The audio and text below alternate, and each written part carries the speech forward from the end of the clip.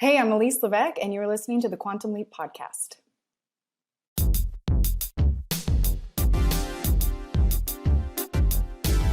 Hello, Leapers, and welcome back to the Quantum Leap Podcast, Quantum Leap Aftershow. I'm Albie, and wow, we got everybody here tonight, a lot of us anyway. It's the mid-season finale for Season 2, so as always, with me is Hayden. Thanks, Albie. I don't wear this fedora at a jaunty angle for just anyone. And we got the beautiful John Irons from Captain Game Show. No. Sorry. I would say you're saying I'm beautiful because you're drunk, but it doesn't make any sense. So I'm just going to say hi. Hi. I think that's what the issue is. Hi. And all the way from the North Pole, we have Brian Green. How you doing, Brian? Hello. Everybody knows Brian Green from Al's Thank you, Place. Brian. I am. So what's the weather like in the North Pole right now, Brian? It's freezing, man. I got to get out of here. Well, you get out once a year, right? I go on vacation. So today we're talking about Nomad. Not Nomads. Turned out to be Nomad. The one where Ben's in Egypt. And How Nomad? and we got more Hannah. How cool is that? Woo-hoo. So this is going to be a great show. We got some interviews. We have an interview with Dean Georgaris. He is the executive producer and showrunner of Quantum Leap. And we have an interview that I did with Matt and Chris. And that's really good. That's coming up later in the show. And we also got 4 out of the 5 main cast members of Quantum Leap. Ernie Hudson is busting some ghosts right now, so he couldn't be with us. But we got Raymond Lee, Caitlin Bassett, Nanrisa Lee, and Mason Alexander Park. Far out. Woo! Santa emptied his sack all over us. I might just do that.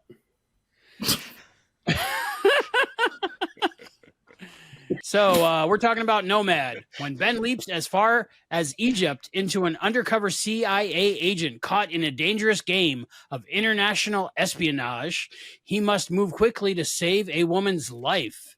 And that woman is Nomad. It's not Hannah. We thought it was Hannah. Okay, Brian, you know everything about Quantum Leap. Tell me, like, who wrote this, who directed it, director of photography, editor, that kind of stuff. Who do we got? All right, this episode was written by Dean Georgaris, directed by Chris Grismer, director of photography Anna M. Amorti, and edited by Christina Castro. Wow. I think we've had all those people on the podcast. They all sounded familiar. Yeah. So all friends of the show. So we've had them on the podcast and the after show. Let's just go to first impressions. John Irons, first impressions. I like this episode. I didn't realize that it was the mid-season finale because it didn't. I don't know if it felt like a mid-season finale to me. It didn't. I mean, like significant events happened, but it's kind of been doing that every episode. So overall, I liked it. I don't think I liked it as much as I've been liking them, but I liked it. Okay, Brian Green. I liked it. I liked the espionage. I liked, the spy stuff. I liked it being in Egypt, although we didn't get to see a whole lot of Egypt, mostly just streets and things. And, plenty of action, a little romance in there. I am tiring a little of the Ben Addison stuff. Get on with it. But otherwise, I liked it. Hayden. Yeah, it was pretty good. It was enjoyable to watch. What surprised me was it's the episode in Egypt that had virtually nothing about Egypt. But they were in Egypt. We saw the pyramids at the start, and then I think we were just in like a main city, probably Cairo, for a good chunk of it. I think the only thing that they actually did of any kind of significant building was the one that Nomad was hiding out in. But yeah, it just seemed surprising that they make the effort to go and film everything over in Egypt and then not do a whole chunk in like the real tourist draw cards of Egypt. I just found that surprising. I didn't hate it for doing that. It just, I suppose, it kind of legitimizes what they're doing actually, because they're saying, all right, it's going to be set in Egypt. Let's do it in Egypt, even though we're not going to be stereotypical Egypt. So, yeah, I thought that was kind of interesting. It's funny. This one made me feel like Nostradamus, because I was watching it and I was thinking, oh, I know exactly what's going to happen here. I could write this. And then everything just kind of didn't happen how I thought it was going to. But that's good. That's good. You got surprised, right? Yeah, but I don't like surprises that make you, get you all riled up with nothing to come from it. So I really enjoyed this episode. I thought it was really cool. I like the Egypt stuff. We find out in a late interview coming up later that Market Square and like shops and stuff were also filmed in Egypt. And I thought watching it, I thought it was like a backlot, or maybe they filmed it over here on location in the States. But no, that was in Egypt too. So I was surprised about that. But just going to Egypt, how crazy is that? I think the story could have been set anywhere probably, but the fact that they got to go to Egypt to do it's pretty cool. We'll always remember it as the Egypt episode. I love more of the Hannah stuff and the continuing storyline with that, the relationship. Hannah, I liked her originally really a lot, but she's still growing on me, so I like her even more. I'm not going to use the Albie, L word, but I'm close. Well, Albie, do you think that they should have just bit the bullet and had Ben and Hannah get it on? Because it just kind of felt like, it just kind of felt like that's what they were building up to, and then they're like, nah. So I think they did. I think No, they they didn't. did. I watched it a few times. You know how like Captain Kirk used to put his boots on, and that meant his boots was off. Their clothes were kind of loose. So let's see who thinks they did it and who thinks they didn't. I think they did. Oh yeah, and Ian and Jen were sitting there drooling over it the whole time. They didn't turn anything off. No, I don't. Why would they? I don't think But didn't they have the whole thing about, we shouldn't be doing this? And Yeah, they because decided not he was to? like, At "No, first, I can't for all those reasons." It Yeah. could go either way. I think it's intentionally vague so that you can think it went either way. it open to interpretation. But if they didn't, they hung out and they were close. Yeah. Um, I like When I was- Addison coming in there with her eyes half closed just to make sure. Yeah. Well, here's the thing. From a production point of view, it's pretty clear that the reason they broke up Ben and Addison is so that they could have sex on the show. I mean, that's what sells. And when you've got Raymond Lee, who is, male model physique, why wouldn't they then go down that path to bring viewers in and for the fan service? It doesn't make sense to me that they wouldn't do that. Right. So it seems to me like if you're going to imply it, you're going to show it because the fans are going to want to see it. I just don't. I don't think that they can have done it without it being shown. But having said that, though, here's what I thought was going to end up happening. I thought that they decide, all right, I've failed, I'm stuck here. Let's just have a go of it, and then we're going to find that there's another Sammy Joe sort of situation going on with a time child who's going to, find some way who's now working at the project and finding some way to bring Ben home. In fact, I wouldn't have been upset if that had been the case, because what happens at the very end of the episode? Here's a way to get Ben home that they found. It would have been perfectly reasonable to me to say that it was done by this love child of Ben and Hannah. So, I mean, maybe that is still the way they're planning on going. It always seemed that was the plan that Deborah Pratt wanted to do with Sam and Sammy Joe. So, I mean, writers reuse their stuff all the time. There's no reason to believe they're not going to do something similar in this instance as well. So I would have been happy with that. Maybe it was Hannah herself. She's probably older. She could be up there, doing something in the background, fixing it. I mean, she knows a lot about the project now. She knows everything. Well, he met Hannah first in 1945, wasn't it? Or something like that? The 1940s. Yeah. And it's 2023 at the project now. So what's that? That's 80 80. years. Yeah, so she'd have to be pushing 100 by now. I mean, it's not out of the realm of possibility that she's still alive and that she's making some form of contribution. I mean, I like that idea. It would have some sort of narrative payoff for her being in the show, besides having, someone for Ben to lust over. It'd be like Titanic. It's been 84 years. If she was 20 at the diner, she could be like in her 80s now, right? That math, right? Yeah. No, because it could work. It's been nearly 80 years from the 1940s. So, yeah, but Tom says she'd they have to found be it on pushing a 100. Yeah. Tom said they found it on a hard drive, an old DARPA hard drive or something. So it could have been made years before that by her somehow to get it to him. That's a good point. Wow. Like put in some sort of a time capsule. Yeah. And they just came upon it. I immediately thought like trilogy, Ben's gonna have a kid. Now, would it be Ben's kid or would it be this person he leapt into's kid? Ooh, good question on that one. I think that's why they didn't have them do the deed. You don't think so? I really thought so. It was romantic as hell, though. It was. Yeah. It was. And they clearly wanted to. But I think, Ben's Ben, and he's not going to, Would this make Addison... He's too good a guy to get canceled like that. Come on, Hayden, man.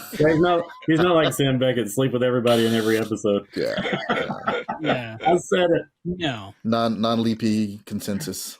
There's real love there. It didn't feel like they had all that much at the project in this episode, if I remember correctly. Just them discussing what's going on with Ben and Hannah, but we didn't really have that much progression of any of the project storylines, like what's going on with the chip. So I thought that was interesting, and usually I would criticize the show for, taking more focus off one of the aspects and put on the other, but in this case I didn't mind. Yeah, the only thing I learned about the project was how to make shakshuka and what it really is. What is it? It's some kind of dish with poached eggs and a spicy tomato sauce, and you can throw other stuff in it. That's what I looked at. That's what I found out. The key is adding the spices at the right moment. That's what I heard. I don't know about the right moment. That doesn't make any sense. It didn't make any sense to me either. I think the big at the project news was the implied proposal that might be impending. But even that was kind of, she finds the ring and then he's off for the rest of the episode until the very end. Whose house is that anyway? They live together, I guess, but was it his first or hers first? Because that could be his ex-wife's ring just stuck in a drawer and she found it. I thought it was her place, but that's just from memory. Her place from season 1, didn't it? You think? Yeah. Did it? Okay. She cleaned it looked up. new to me. It didn't look like the apartment that we're used to. They would have shown a wide shot of it probably if it was the same apartment. It seemed to be a home almost. Well, do you think that Addison's going to end up accepting the proposal? No. I think she just assumed when it wasn't that. You're probably right, Brian. It's probably his former wife's ring. Maybe. I didn't even think about that. Could be. That's absolutely reasonable. Yeah. What it did was introduce a dilemma for Addison because, she picked Tom by default because she was currently with him in the same year. And Ben's traveling through time and they can't touch. So, like, when Ben came back, they didn't get back together. But she had a decision to make. Like, do I go back with Ben or do I stay with Tom? And it seems like in this episode, there wasn't much back at the project. But that moment after Addison saw Hannah and Ben kiss and realized they were in love, she had a lot of thinking to do because she has to decide, does she really want to marry Tom? Does she want to end up with Tom? Or are the feelings for Ben stronger than she let herself believe? So what do you think about that whole situation?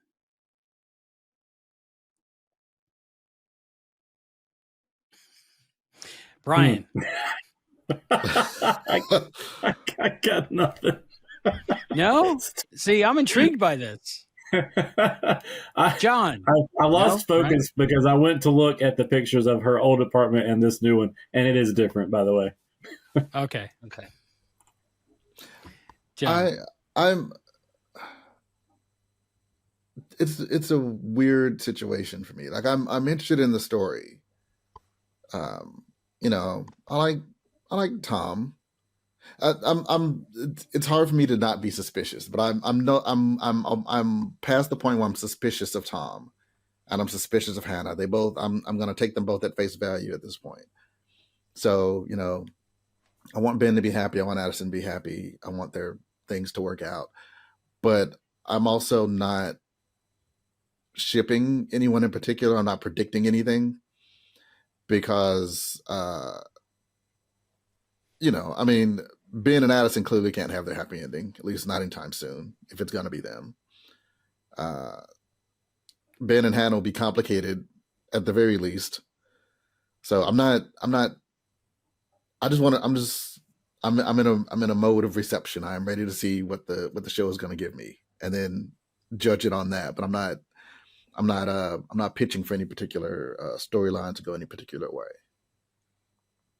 Well, what I think could end up happening is that she does accept it and they decide to get married. But I could easily see Ben leaping to the wedding and, you know, objecting when they actually are about to say their I do's. So that would be interesting to see. But we would need to have some form of progression in the Ben and Hannah sort of thing and some resolution to that, and then Ben making the decision that, you know, Addison's the one he wants to be with, if that's what they're intending.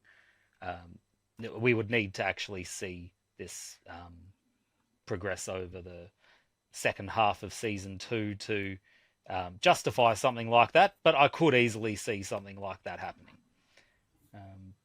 I'll predict that they get back together at some point, and I think there's something else to do with Hannah. I'm suspecting that. I think there's a little more, like even in the description, NBC says that, you know, there's more to her than you think, or something like that.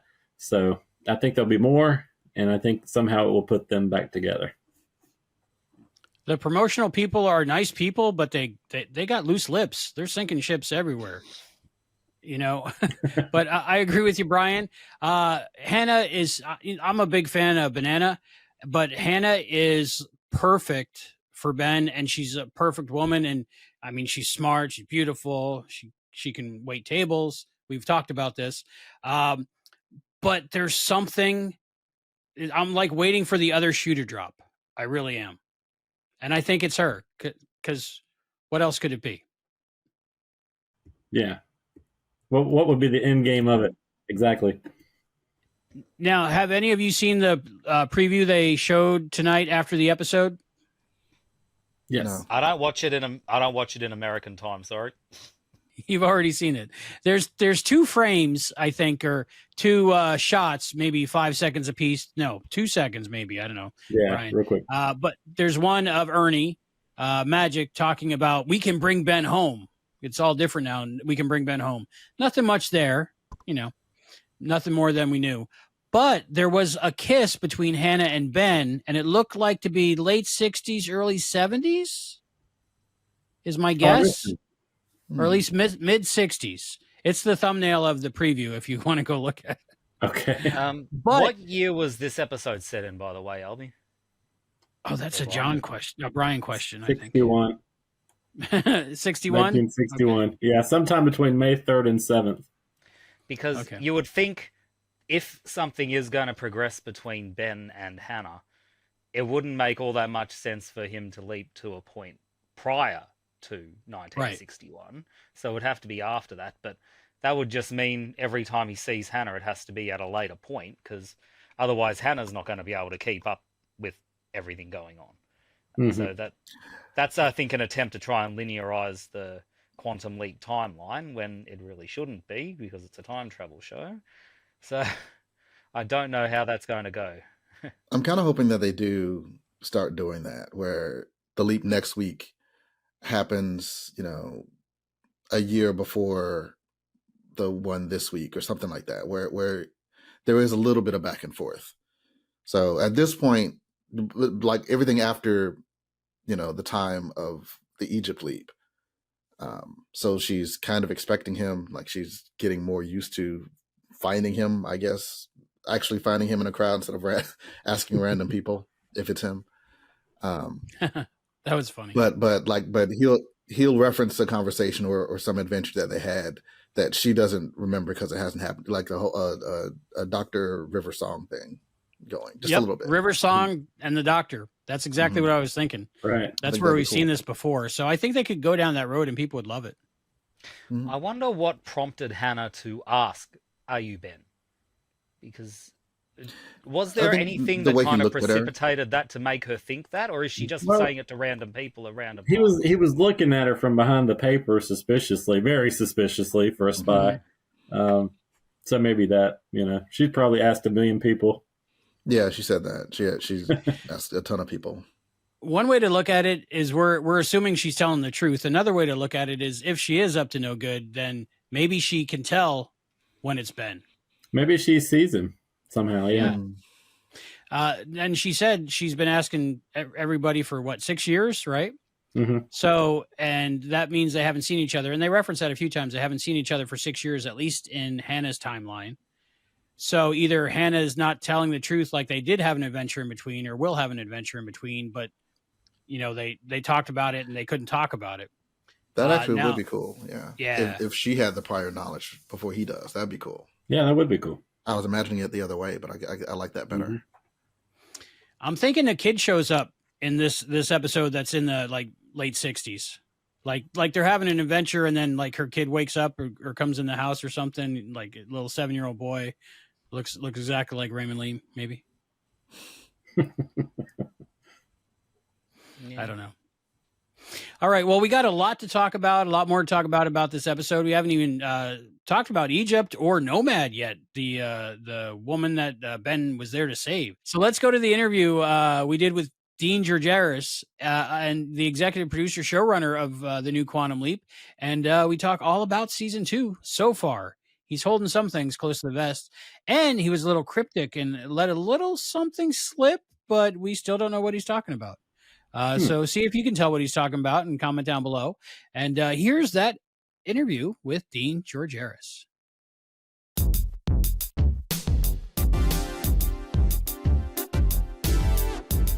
Hello, Leapers. I'm Chris, and I'm here with Albie and Matt, and we are thrilled to welcome Dean Georgaris back to the podcast. Dean, how you doing?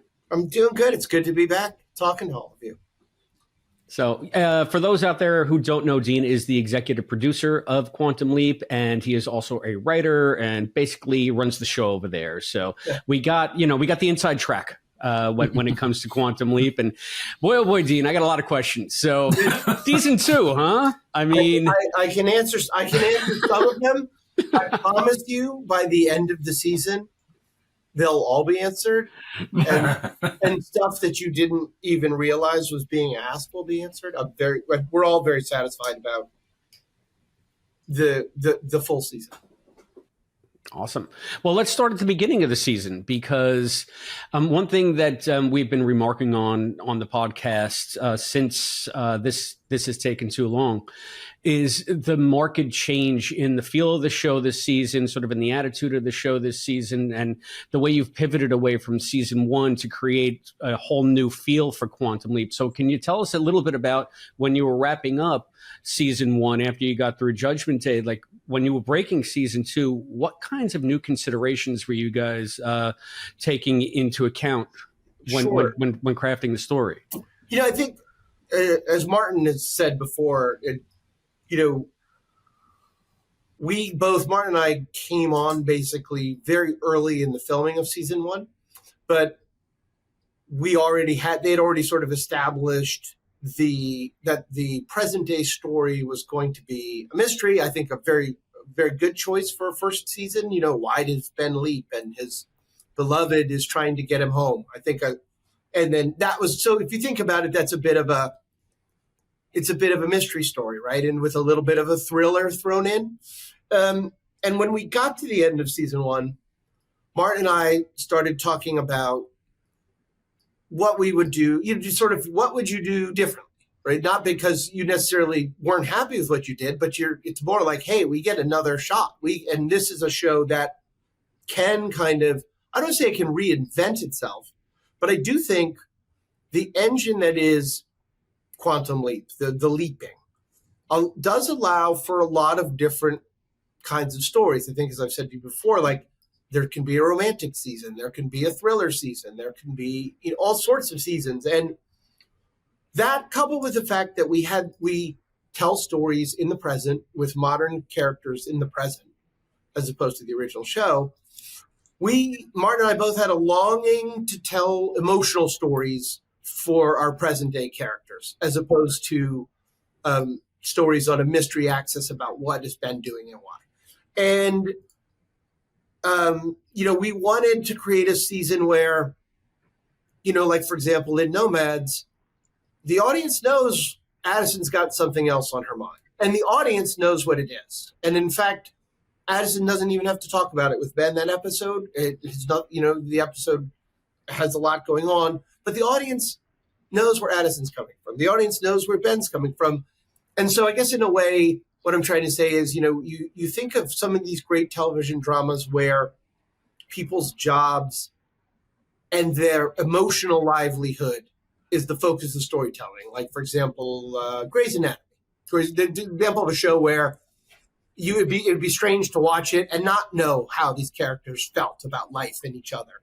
We really wanted to try to tell a season on that axis, if you will, but not just because of what it does for the present, but also because we wanted to explore, and we want to explore, what would it mean to actually be a leaper? Like, what is your living experience? You don't make new friends, not anything permanent. I mean, it is the most ephemeral existence imaginable. And how can we start to dramatize that? How can we start to ask questions like, what would love be like for a time travel?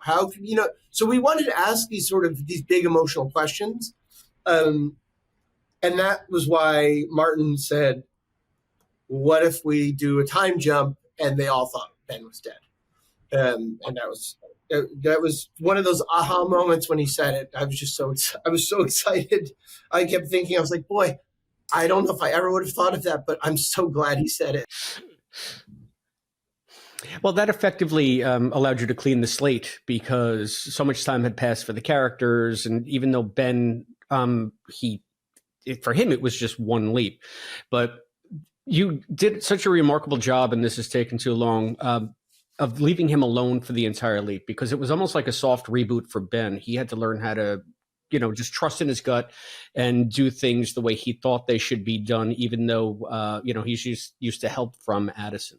And then everything that unfolds for the season. So I guess what I'd like to know is, when you were figuring out the character journeys for your main cast this season, what were the things specifically that you wanted to highlight and maybe tweak, not just on the leaping aspect, but the back of the project aspect, because that has a much different feel this season too, even though they're still in the cave, as I know the cast likes to call it. It's a much different dynamic going on there. I think what we wanted to do, well, first of all, what we wanted to do was introduce the kind of stakes that, emotional stakes for all the characters, right? Like, we wanted they lost him once and thought he was dead. That's now happened to them, and frankly, it's a sort of Damocles that's hanging over every episode. Like, it's a sort of unspoken, but it's there. We loved the idea that we would get to tell the stories of what happened to these people. I'll put it to you this way, like, what happens when you read the title card, Sam Beckett never made it home? Like, what happens for the next 2 or 3 years? If you're, what does that actually feel like? We knew we would allow us to we'd get to know the personal lives of these characters in the present more. But I think also look, our stories, besides a Leap story, which is always the most important thing, our story is a love story, and there's nothing better than obstacles in a love story. And then also what we wanted to do this year that we couldn't do last year, really, was try to expand what we as an audience think about when we tune into an episode of Quantum Leap. You know what I mean? And what I mean by that is, so because we aren't just the whole episode is we're in Sam's shoes, and we're not spending 44 minutes or 42 minutes as Sam. We're spending 28 minutes, let's say, as Ben. How can we ask questions like, what is the engine that actually makes Leap work? How can we ask questions like, what does it feel like to love or to lose someone? How can we ask these emotional questions? And that was, as I think I said before, like that was the goal of the season. That felt more exciting to all of us. And, look, I'm a geek. I'm a nerd. I know you had Marguerite on the other week. Like we're sort of equally geeky in different ways. But, give me the Blade Runners of the world, and I'm always so amazed and fascinated by the things of like, oh yeah, we just assume love between us and a replicant. Oh my God, that's so mind-blowing. But I hadn't thought about, well, what about love between a replicant and a pure AI? Like expanding how universe was I think a goal of ours this season, because it also felt like a responsibility. Like Deborah's original show has done such a great job, and its legacy has lasted as long as it has. And I think we've probably all been doing that in our imaginations. We've all been sort of walking around thinking about like, what does this mean and how would it work? And so we just wanted to start to put that on screen for everybody. I'm really intrigued because you mentioned about the fact that you don't have the full 45 minutes, 44 minutes for the Leap portion. And we know that one of the challenges in the first season was having all these different interesting main characters vying for attention, and the Leap plot and the future plot. Were you conscious of any kind of risk expanding an already big ensemble cast in order to tell the story? And how have you dealt with that as the seasons progressed? I think we were definitely conscious that coming back and having Addison have moved on after thinking Ben was dead was a giant risk. It's a giant ask of our audience. We knew that even though we were adding two characters I think ultimately are in a lot of ways serving almost parallel purposes with each other. We knew that there was actually going to be more time to tell, like I said, the other stories, because, we didn't have to service the 4 or 5 minutes of, not that I don't want to say I didn't like it. Like I remember when we were talking about the whole slingshotting through time, the way we slingshot through space. So I loved all of that in season 1. But, every minute you're doing that's not a minute where people can be talking about something that all of us at home might actually have wrestled with or could recognize or have been through. And so that was really exciting. Like, it was just exciting to take something as fantastical, if you will, as Quantum Leap, right? Something sort of so, this is cutting edge, this is pushing such a big idea. And then it's like, okay, well, now let's take what it means to be in love, what it means to be a good friend, what it means to be loyal. And let's drop that in this big world. And to me, when science fiction is at its best, it's doing that. I know Margarita mentioned Blade Runner 2049 when she was on. I loved that film. I know for some people it's not their taste, but I loved it because it's just filled with big questions. Well, one big question I have, I know that it seemed to me in season 1, the show steadfastly stayed away from questions of faith and higher power and what we call GTFW on our show, God, time, fate, whatever. And then we had that bombshell from Tom saying, what if sacrifice is the engine of leaping? And to me, that brings us back to that spiritual element, somewhat like sacrifice to who? Sacrifice to what? in service of what power? I feel like this season you've been leaning a little bit more into that aspect of the Legacy series. Is that something we can expect to see more of? Is that a very conscious choice on your part? It's absolutely. I mean, I think one of the things we're trying to do is have our characters start to very naturally, our characters are searching for meaning now. Why am I doing this? Like Ben had a purpose, a very finite purpose in his mind. He thought he was going to leap, save Addison, go home and have a hamburger, right? But now all sorts, I mean, if we think about it, why is the universe have them lose him for 3 years? Why does the universe have him crossing with Hannah? Why does the universe have Addison find a possible wedding ring?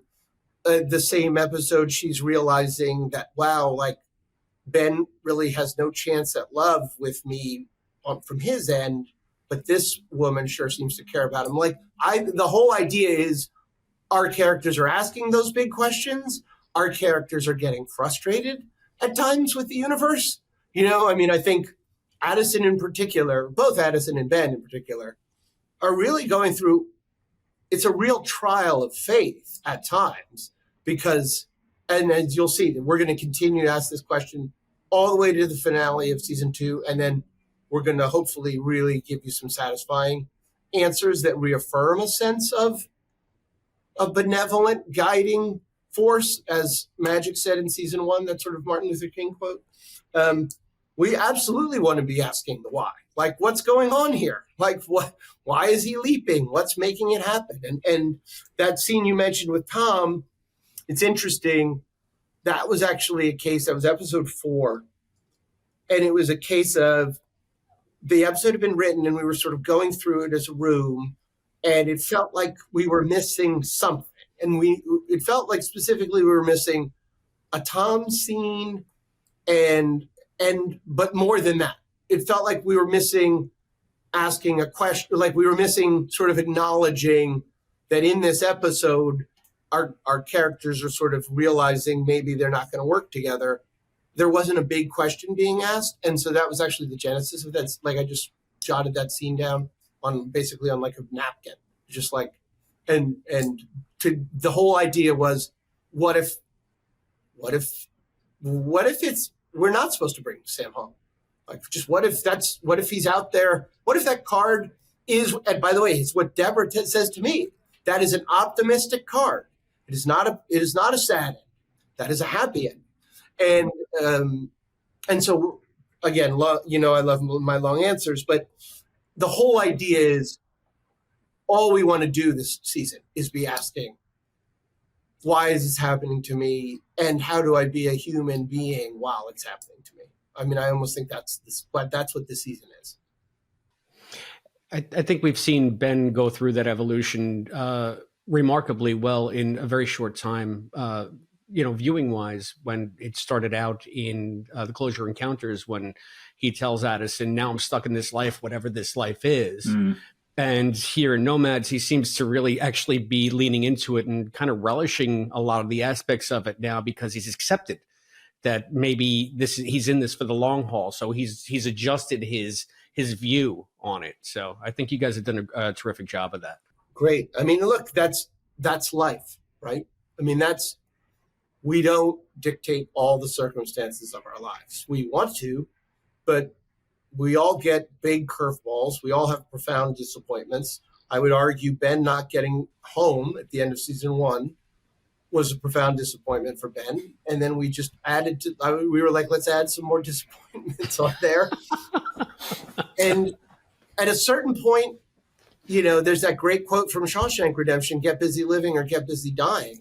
Like, I remember when I was working on this episode, I was like, get busy leaping or get busy dying. I mean, that's really what Ben as a human being has to start to do.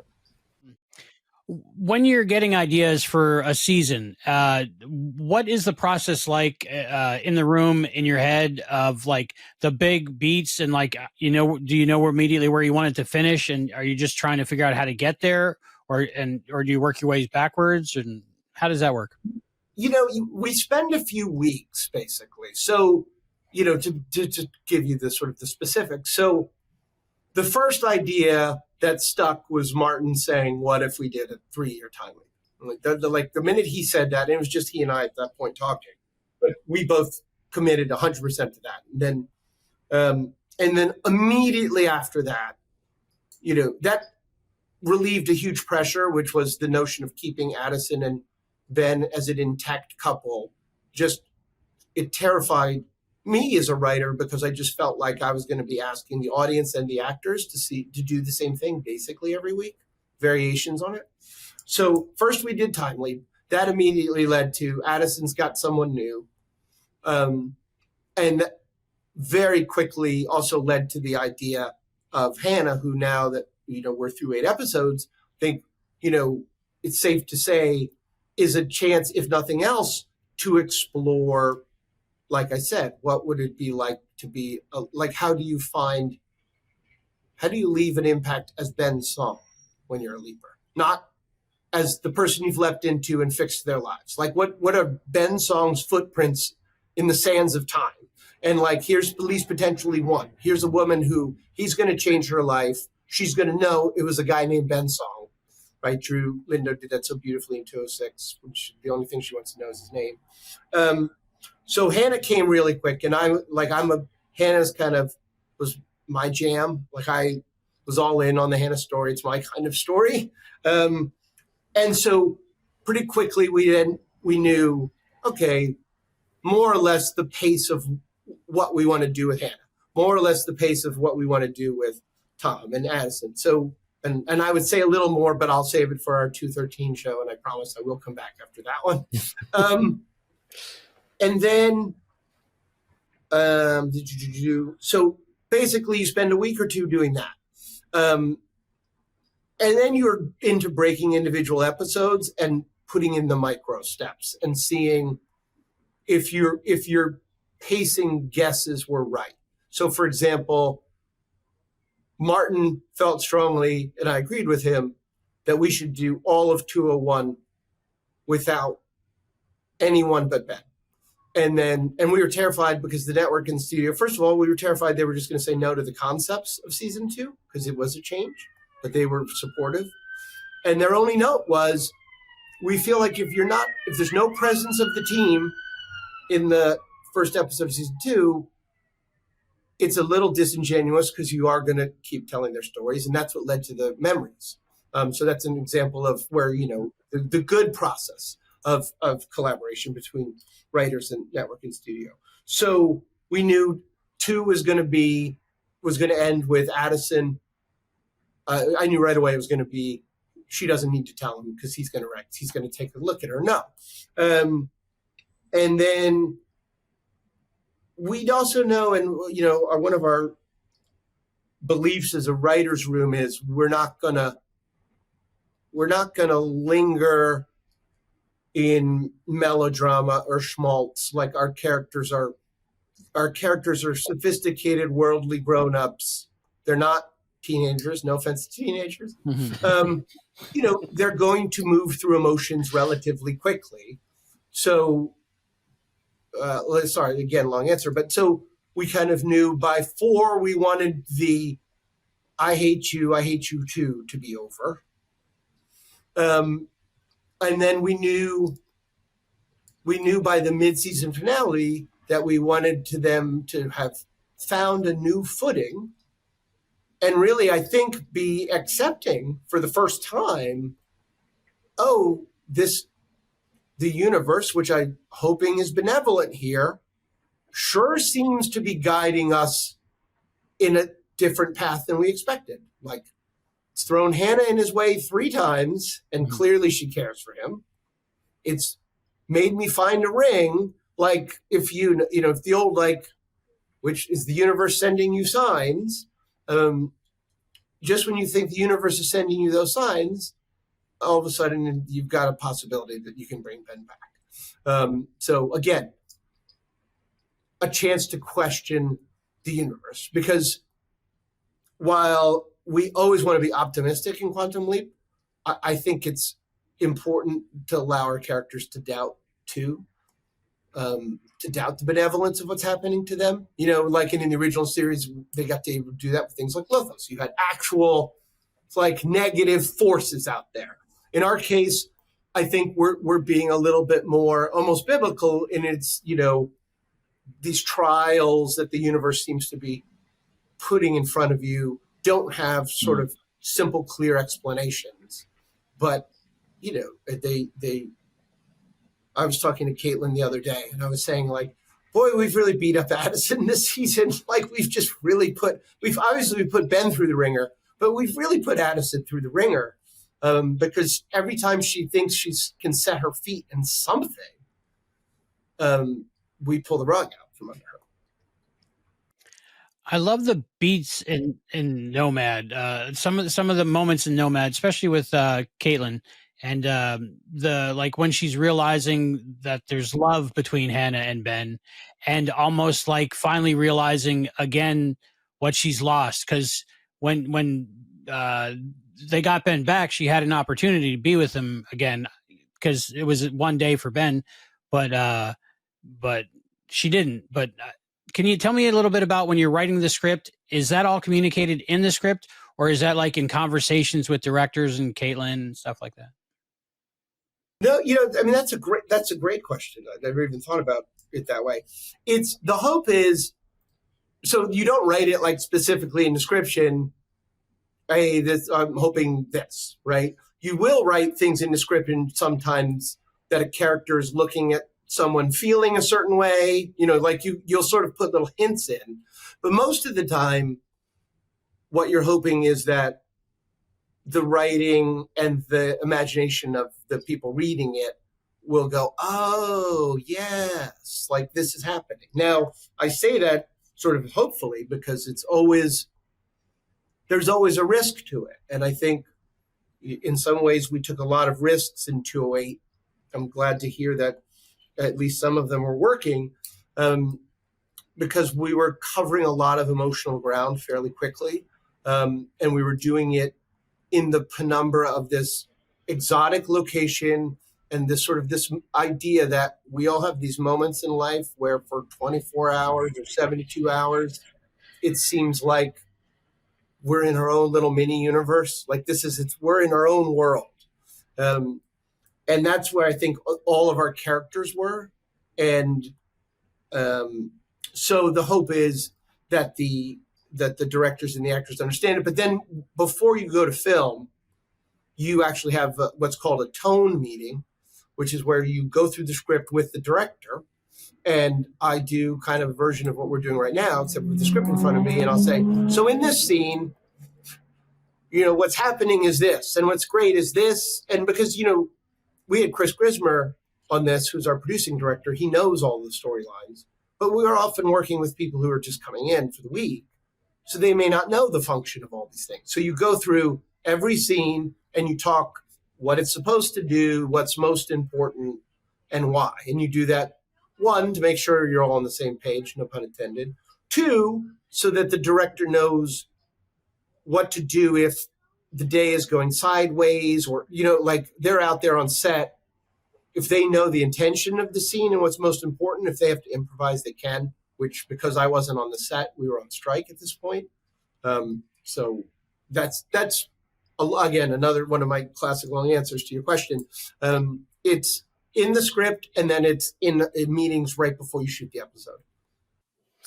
If I can just follow up on that collaborative process, it's something I think we've asked the writers, but having you would give us more of a unique, overview.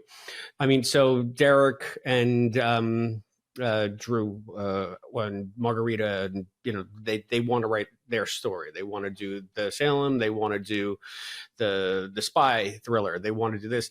So they're pitching their stories, and you say, "Great, let's run with that one. Let's run with that one." And then do you go up to Margarita and say, "Okay, in the middle of this, you also have to incorporate this element of the overarching story," or do you go to like Benjamin and Derek and say, "You have to put this part in," or Yeah. How does that work? No, it's a great question. So, the room all knows the basic roadmap and all knows let's say, like, these are going to be the 5 or 6 or 2 or 3 Hannah episodes. These are going to be, so they'll know those big touchstones. Then we order the episodes and we try to do it so that no 2 leaps in a row feel similar. We try to marry, we keep in mind who's free when. When a writer is assigned a script, it takes them roughly between 2 to 3 weeks to write it. Then 2 to 3 weeks until that shoots of preparation. They're on the set for 2 weeks. And then, in other words, it's a 6 or 7 week, let's say, I don't think my math is right, commitment where they're out of the room, right? Like they'll be in communication with us, but they're out of the room. So, we can't say, okay, Ben and Derek are going to do episode 4, and then they're going to do episode 6, because those were both their ideas. It's like, as I think Margarita mentioned, like Leap, Die, Repeat was their idea. But they were doing I forget what we ended up calling the hospital episode, but they were Paging Dr. Song. Yeah, they were doing Paging Dr. Song. So they very graciously were cool about the fact that to let Margarita do it. And then when we're breaking the actual episode, which we do on this show as a room, putting in the note cards. Okay, the opening image is going to be this. So in this case, for me, it was like, we're going to open. I sort of did the same thing I did in the Battleship episode. I wanted to open with a, like, where the heck am I? Whoa. I got the easy openings to write on the, but you put the cards and we all go over them as a room. And then we all decide this is working, this isn't working. Hey, one of the things, I don't know if it would make the season better or not, but one of the things that when I was writing 8, I found myself thinking was, I kind of wish I'd seen this Addison and Tom opening scene earlier in the season. Like, because, and now maybe I'm wrong. And I should say, I had the thought, I didn't really go with it. But, we had not seen Addison and Tom as a couple doing a coupley thing until episode 8. Like, some part of me thinks, oh, maybe that was too late. On the other hand, when I watch the season, I go, oh, that's nice. But again, just that's an example of, you go through the note cards, you make sure they're working, and then you stop and you look at the big board and you go, oh, wait a minute. If we want to reach that goal and we're only at this episode, like, ooh, we're going to have to stretch, or we're going to have to crush, or we have to rethink it. And there were certainly things that we rethought or we, adjusted. And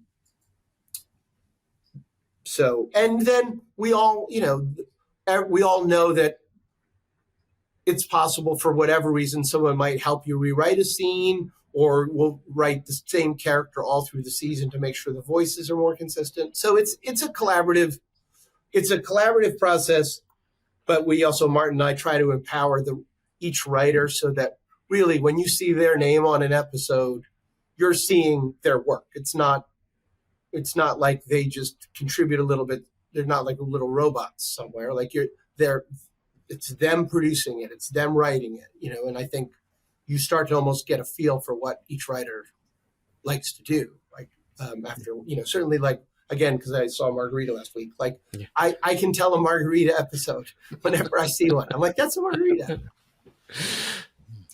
I'm interested because you mentioned about the collaboration with Chris and the strike. Now, obviously, you would have had to have stepped back from 208 much earlier than in 114.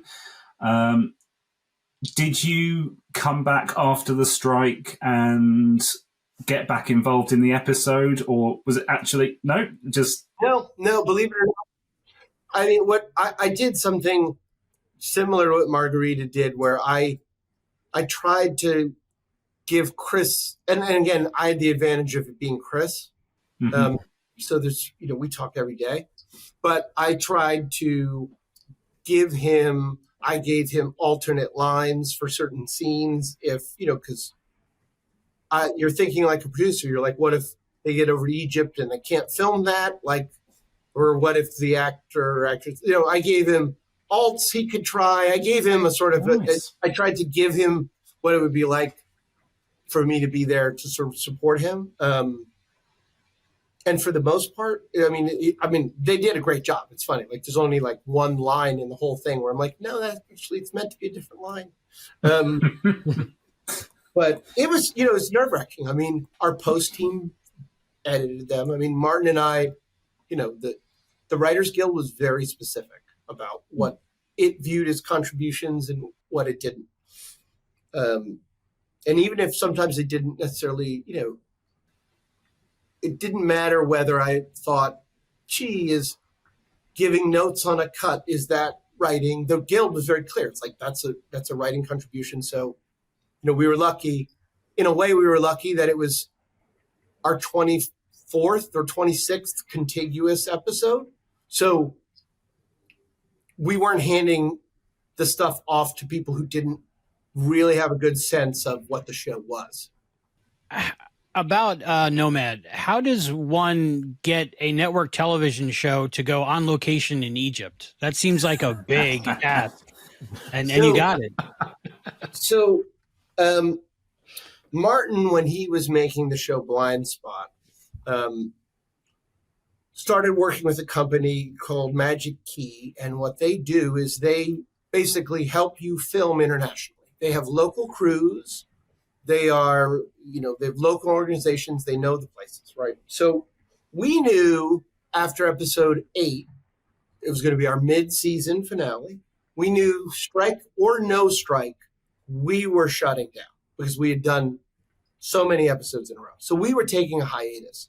So Martin said, that's the one where you can shoot abroad, because what you do is the days shooting abroad are the final days that you shoot, right? Because you burn 2 days of travel in each direction. It's highly inefficient to try to shoot internationally anywhere, but at the very end of your shoot. Because think of it this way, every day that you're filming your show, you're paying people, whether those people are working or not. So in our case, you don't want to pay people and then go away to Paris for 2 weeks and make an episode in Paris because you're paying basically double. You're paying twice, and the studio just says no. So we knew we would do it at the mid-season finale, and I started thinking of sort of more classic European capitals like Rome or Paris, and Martin was like, no, like they can look like America. People might think we're on a backlot. He said, we need to go somewhere where the audience jaw drops and they can't believe that you're there. And Magic Key sent us a list of, places to film, and Egypt was on there. And so that was Egypt picked itself, but it made us look smart because it was the perfect setting for sort of Casablanca, English patient-y-esque story, right? It felt like for the story we tell, 60s Cairo, sort of a sexy world, was perfect. So we look really clever. But that's the magic of it. It's actually that's how you do it. Well, you guys going to Egypt is indicative of another trend that we've been seeing this season, in the sense that the leaps just seem to be bigger, bolder, more adventurous. Can you tell us about sort of threading that needle and doing stuff that is different from, say, the Legacy series, but still trying to keep the core of what makes Quantum Leap Quantum Leap? Yeah, that's another great question. It's interesting.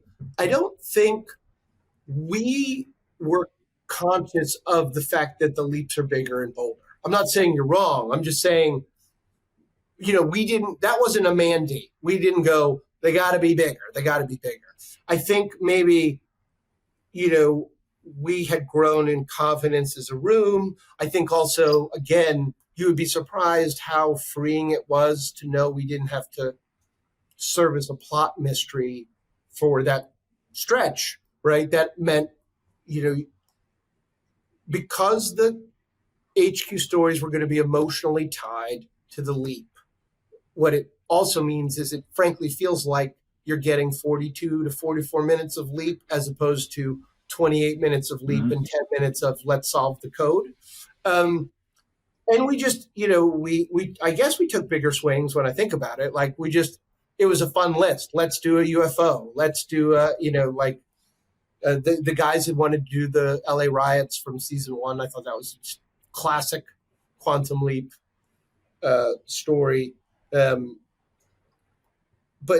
yeah, I would say the goal wasn't to be bigger, but the goal was certainly to be more emotional and more as much coherence as possible between present, I don't say present day, but HQ and Leap. And we had coherence in season 1 sometimes, and I think those seem to be the episodes people like the most. A lot of times the coherence, what I mean by that is they were solving a mystery that was like paying off or was affecting the Leap. Like in the Battleship, it was like, Magic was getting information, we were piecing it together. But this year I think it just feels bigger. Or maybe, I don't know, maybe they are bigger. Well, it could be what you're saying, because the stories do seem a little bit more cohesive. So that's probably lending some weight to that. I'm interested. You say you've sort of shied away almost from a mystery box that needs a little bit of unpacking every week. And you've just left us with this. Here's a document that is going to lead into what sounds like potentially a 5-episode mystery box. Is that a fair expectation, or what can we look forward to over what's coming up early next year? Yeah, how can I say this in a non-spoilery way? Good answer. So. For sure, it's a bit of a mystery box. It's actually, I think you will get to the end of 13 and you'll see, oh my goodness, like that was playing out for longer than I thought, in ways I didn't expect. But we are going to there is a bit more of a puzzle now. There is are we going to figure out, are we bringing Ben home? What is this DARPA thing? What is it a fragment of? Where did it come from? We are going to get a little bit more of that. I mean, we're going to get that. That's part of the story. But it's and you'll get to know. We've set up that Ian obtained a chip from someone. You will meet that someone. Like all the threads, the emotional and the story threads all will come together. But it's not over the course of the season. It's it's a portion of the season as opposed to the only thing of the season. Yeah, I think you threaded that needle pretty well. I mean, just in practical terms, last week before Nomad, we got to see Ben Leap back, to 1692, as far back as any Leap has ever gone. Do you guys have any kind of hard limit on how far back you're going to go, or is it just all story based? And if you think you can, dinosaurs, dinosaurs. That's what we're thinking. Just one episode. That's all. No, it's again another great question, a fair question.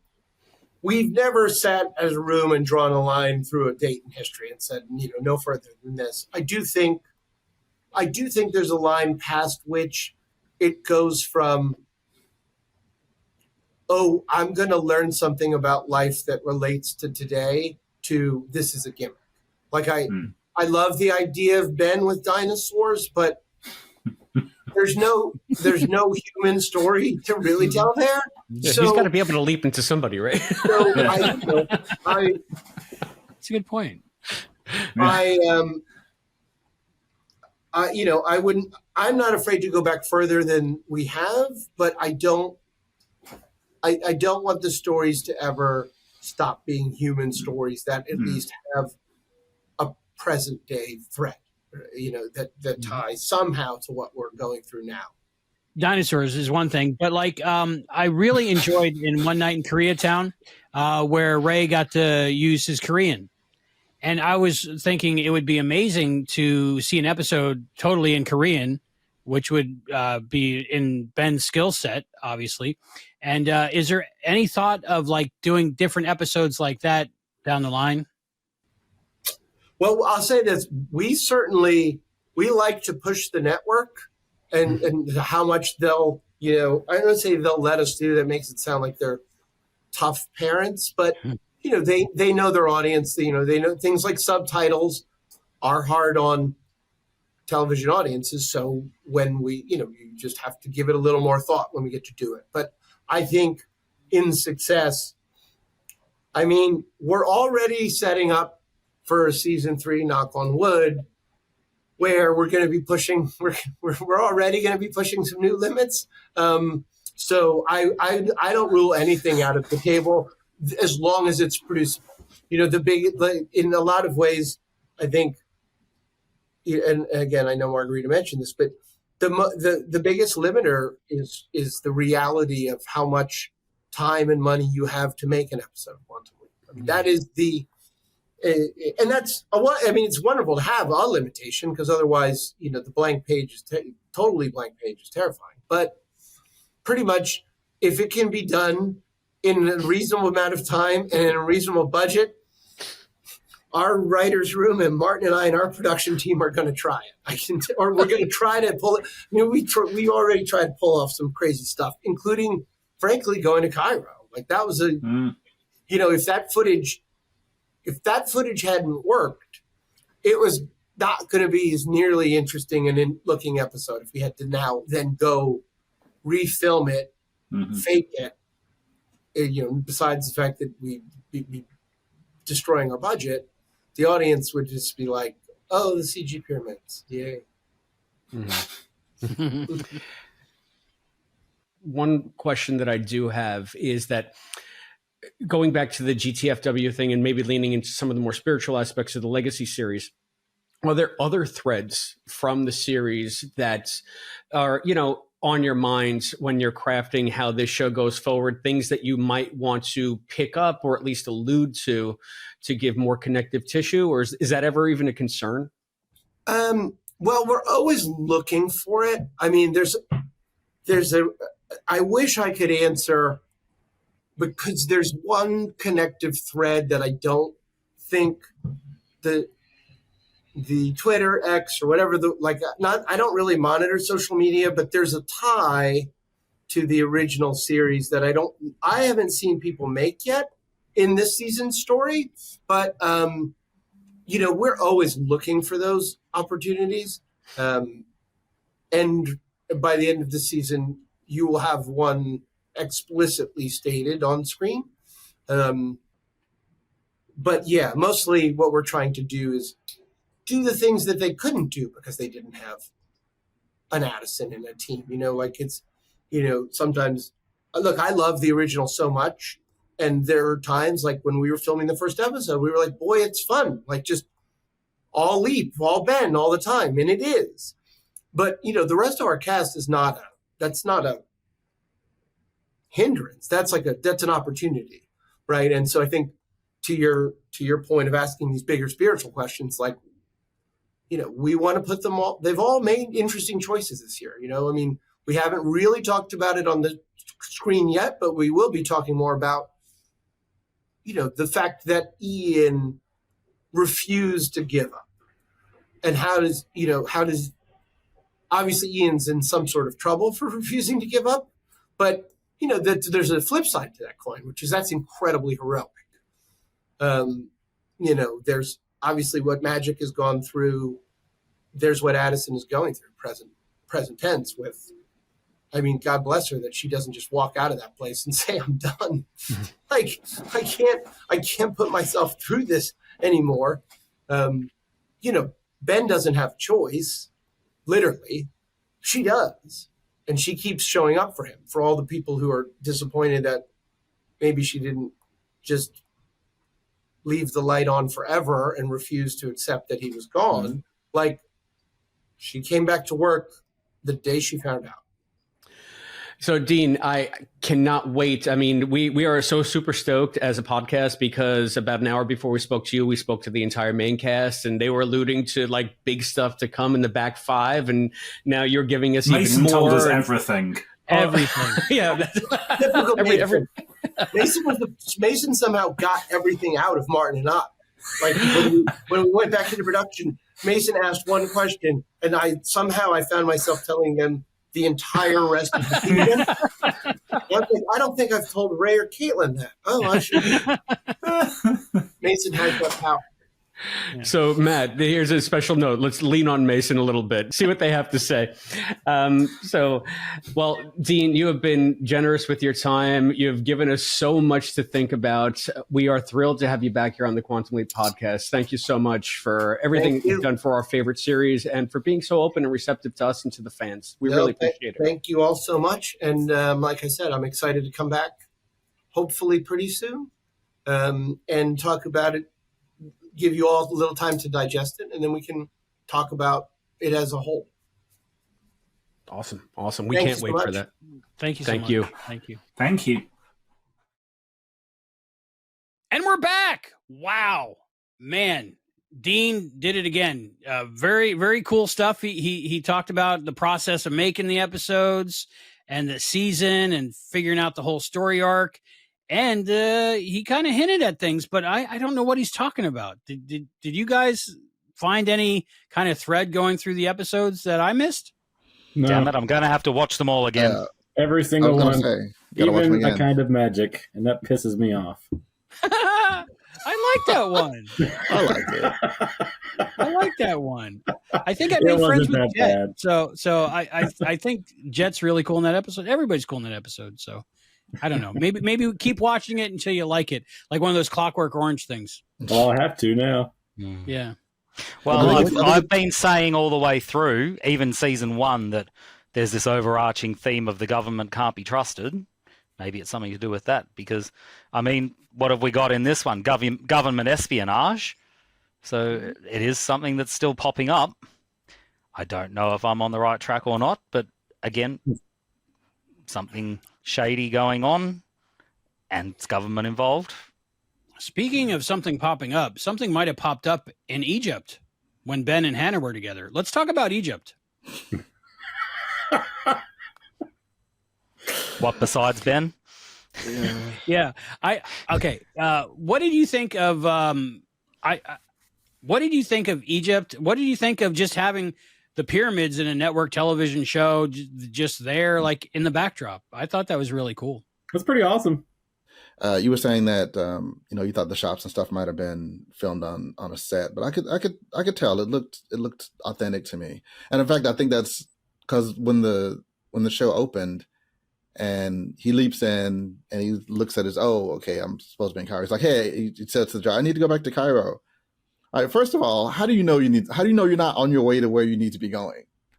Why are you getting out? Secondly, why are you running across the desert when you're in a mode of transportation now? Like, hey, can you take me to Cairo? Yeah, why didn't the guy take him back? Yeah. I was like, clearly that's just to show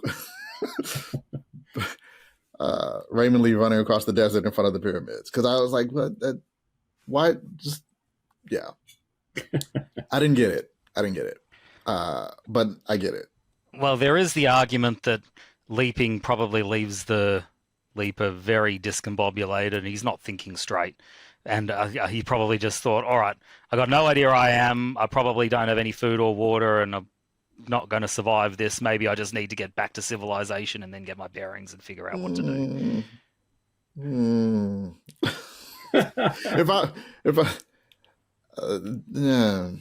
not all right. I guess. But it did remind me very much of when I was in Thailand, though, and just the fact that there are essentially no road rules and everyone just weaves in front of each other, but they're all somehow in sync. I don't know how they do it. Like, if I was trying to drive there, I'd be dead because I'd drive like a normal person. And, like, no helmets, no nothing. The weirdest thing I saw when I was in Thailand was a woman riding a motorbike with about 5 kids on it as well, none of them with helmets or any kind of protective equipment, and a baby or a toddler just sitting on the handlebars. It's driving along, taking a swig out of its bottle, having the time of its life. Wow. But yeah, so just really funny stuff, and I just had to laugh when I saw Ben saying, you got a helmet? Any protective equipment? You got anything there? No? Okay. $20 American in the 60s. That's like $50 now, I think, probably. I think it's 200. 200. Wow. Okay, Nomad. So this double agent spy woman, was that supposed to be a big reveal at the end while they're driving away? Oh, Lou Diamond Phillips, we got to talk about that. But while they're driving away, was that knowledge? Was that known that he was going to be like a guest star for the episode? I knew it a long time ago. Well, not you.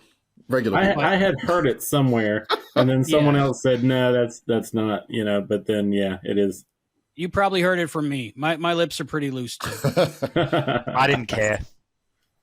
I didn't know. That was a great surprise for me. Yeah. Well, let's talk about that too. But I want to focus on Nomad. This woman was that supposed to be a reveal that she was Nomad? I just assumed the whole time I was watching it she was the one they were talking about, a double agent spy person. Didn't they figure it out about halfway through? I don't even think it was halfway. I think they revealed it pretty early in the episode. Okay, but it was maybe like it was the just worst kept secret ever. It was a reveal to Lou Diamond Phillips, who hadn't read the whole script, maybe. But it was cool. It does seem like they would have revealed that at the end, though. Yeah. I have to mention the coolest thing about this episode. Lou Diamond Phillips is in it, of course, from La Bamba. We know him probably best from La Bamba. I do. I remember seeing that in the theater. And Young Guns. Yeah. Many cool things. He's been in a lot of cool stuff. I think Triangle was pretty good. That Imagine Dragons video.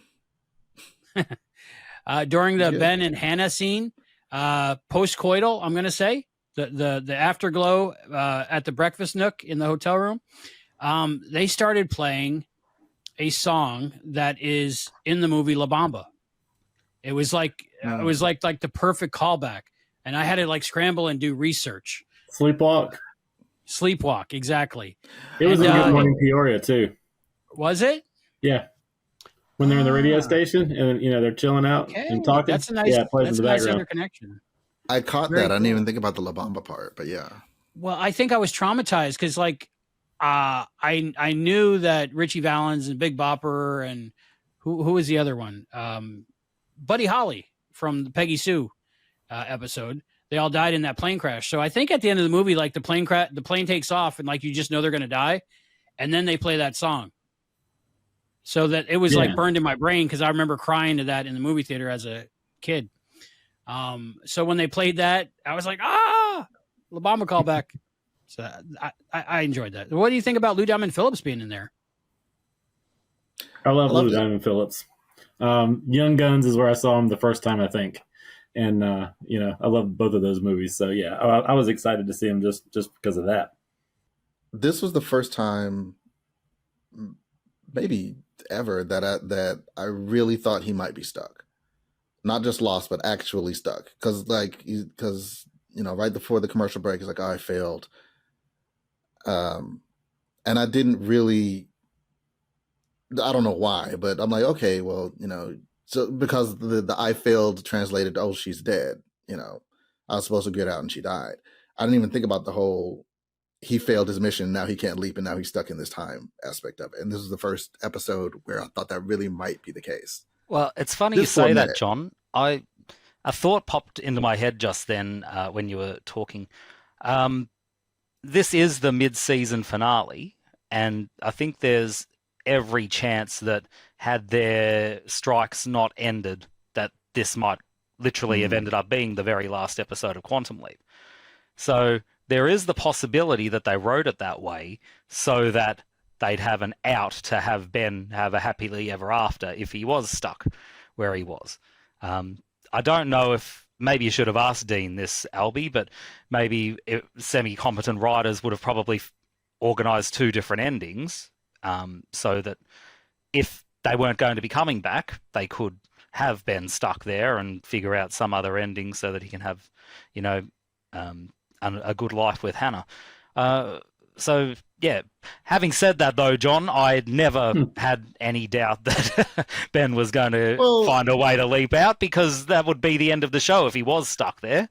I didn't think he'd be stuck forever, but stuck for an episode or two, and they get him back later before. See, I thought this might just end up what we got. Yeah. So I thought it was just going to end up being the case that maybe this would have been the episode where they reveal, oh, success has nothing to do with leaping. It's just what we thought was going to have to be the case, like what happened in the original series as well. Because remember, in the original series for the first couple of seasons, they thought that Sam had to succeed so that he could leap until he started failing. And then they found that he was still leaping. So they might have come to the exact same conclusion in this episode if he had failed. I'm not sure, but I am glad that they thought, hang on, this just doesn't feel right. Why don't we, double check everything, see if she's actually dead yet or not? Maybe there is still a way we can, pull you out of it.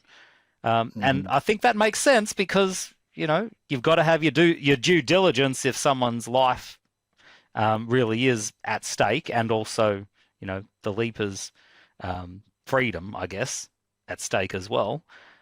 So yeah, I thought that progressed very well. Added some good tension, and yeah, I liked the payoff when they did figure out that, oh, she's still alive. We've got to act now.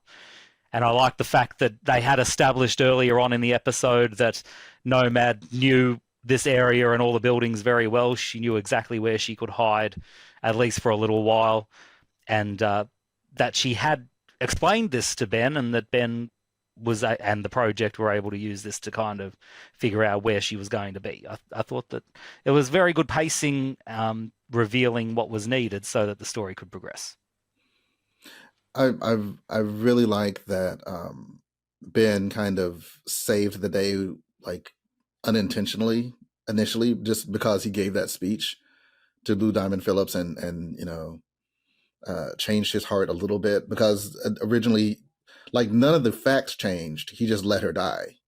He still found out that she might still be alive. He just didn't call in the original timeline. I like that the thing that he changed was just because he let him have it. It was just Ben being Ben, really. Just Ben being Ben. And that phone call made the difference. Yeah. I think Lou Diamond Phillips is awesome. I think the character he played was a bad secret agent.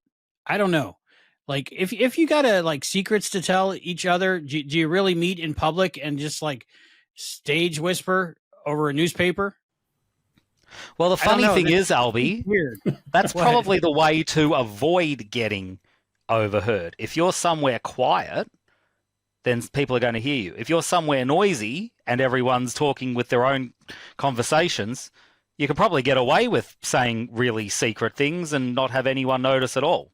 Because first of all, it'd be difficult to hear, and second, everyone's busy with their own stuff. So I actually think it makes perfect sense. It was definitely a classic spy situation, code words and everything. But I think the one thing that drew me out of it was, instead of him just handing him something like nobody would notice, he knocks it with his elbow and goes, "Whoa!" I don't know. It just seemed like he was trying to get caught, or he didn't really know what he was doing. The character, not Lou Diamond Phillips. He played it amazingly. Let's talk about Eliza Taylor. Hannah. Wow, she's good at stuff. She's an Australian doing an American accent, doing a Southern American accent. She was really good. Oh, I didn't know she was Australian. Yeah, I didn't either. That's how good she is. I saw her Albie, on... I'll let you in on a little secret. Australia doesn't exist. We're all actors. Well, that I knew. Because you had SAG card and everything, but yeah, I know. But if you haven't heard what Eliza Taylor sounds like on Fate's Wide Wheel, they had her on a while ago, and I think there's a brand new episode of an interview with her this time. So check that out. But yeah, she's a great actress. I'm just so sucked in and pulled in with the character. Yeah, she's doing really well. And I think they're using her sparingly enough so that she's not getting annoying, and that it's not being unbelievable that Ben would, keep leaping to a situation near her. So I think that they're pacing Hannah's appearances pretty well so far. Although, judging by what you're saying, he's going to be leaping to Hannah again in the next episode too. I think that it's a very fine line that they've got to really draw here, have a really strong reason for Ben to continue leaping to Hannah and have it pay off narratively. That's the only thing that I'll say. Yeah, I think it's going to change next time. I would guess. I think there'll be something else besides just being in love with anyway in the future ones. I'm going to guess that. Well, I mean, she is a quantum physicist. If she's not supposed to do something with the project, then why write her that way? That just seems a bit odd to me. Or at least have her come up with something while Ben's left there, and then the project implements it, just from what they hear, because they're monitoring it. So, yeah, I think that's probably the way they're going to do it, based on the way this episode ended. That they're going to figure something out. She's going to leave clues or a formula or something that'll help get Ben home. Well, remember, Hannah's the only one who knows Einstein's formula. If it's important, chances are she's going to somehow get it to the project. Photographic memory. Isn't this a little bootstrappy though? Because Ben's the one that told Hannah to go to the college where the guy would accept her, right? What makes you think it would be he a started the bootstrap whole thing paradox, when he did that. Right. So if Hannah helped Quantum Leap to exist, and then Ben told her to go be a scientist, how did I think it's more that something that Hannah is going to do is going to help the project now, not the creation of the project. Solve the problem. Okay, yeah. I got you. But yeah, you're right. If that was the case, then yeah, it'd be bootstrap. It'd be interesting if Hannah, has kind of started like in the space between her seeing Ben, if she's like if she's kind of Sarah Connored it up a little bit. She's like learning, somewhere between Sarah Connor and Addison, where Addison's got all these skills because she's supposed to be the leaper. So first aid and all this military knowledge. If Hannah kind of starts studying skills that she thinks she might need to help Ben on this next leap next time she sees him, because they were surprisingly successful at being spies in a very deadly situation for neither of them to have done it before. So maybe next time they're going a little bit more. Well, it brings up an interesting sort of idea. Maybe there should be teams of leapers rather than just a single leaper.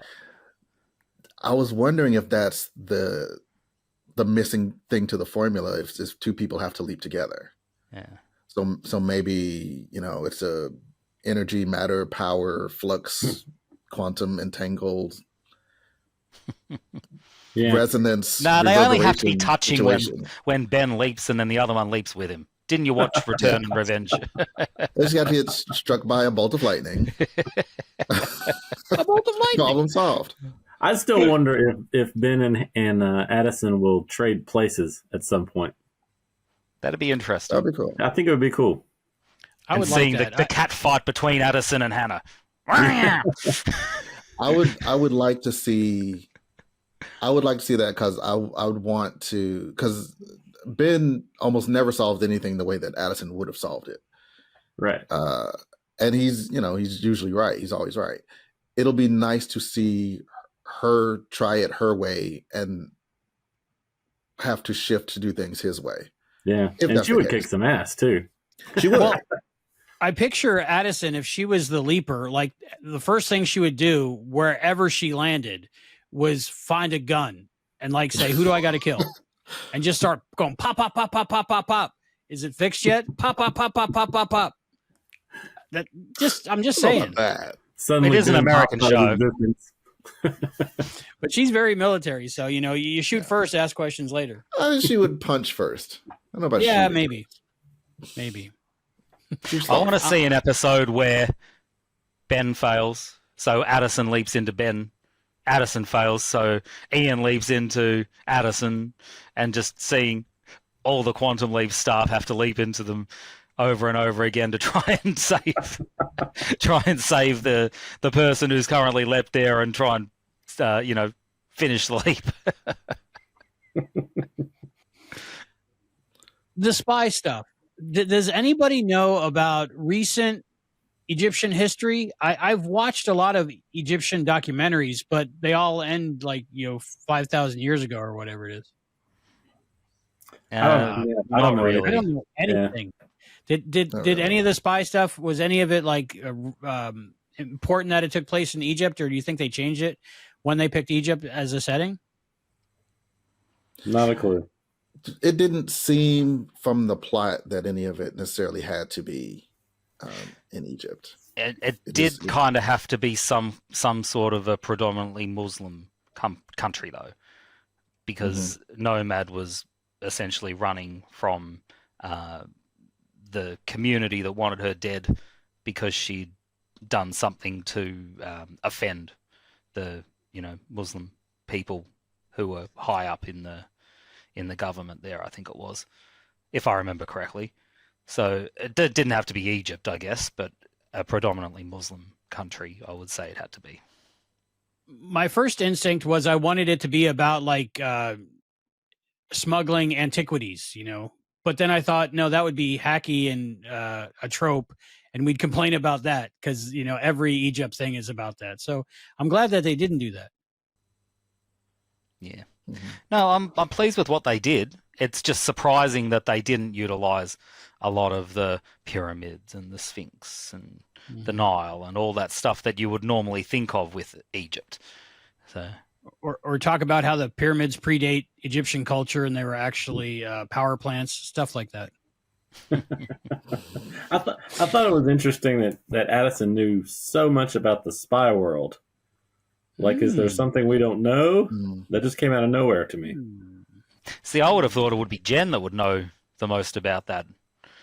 Yeah, really. Yeah. So, yeah, definitely interesting. But maybe that is why Addison joined the military. Maybe she did have some sort of a spy background and then wanted to get into something a little bit more legitimate. All I know is don't trust anyone.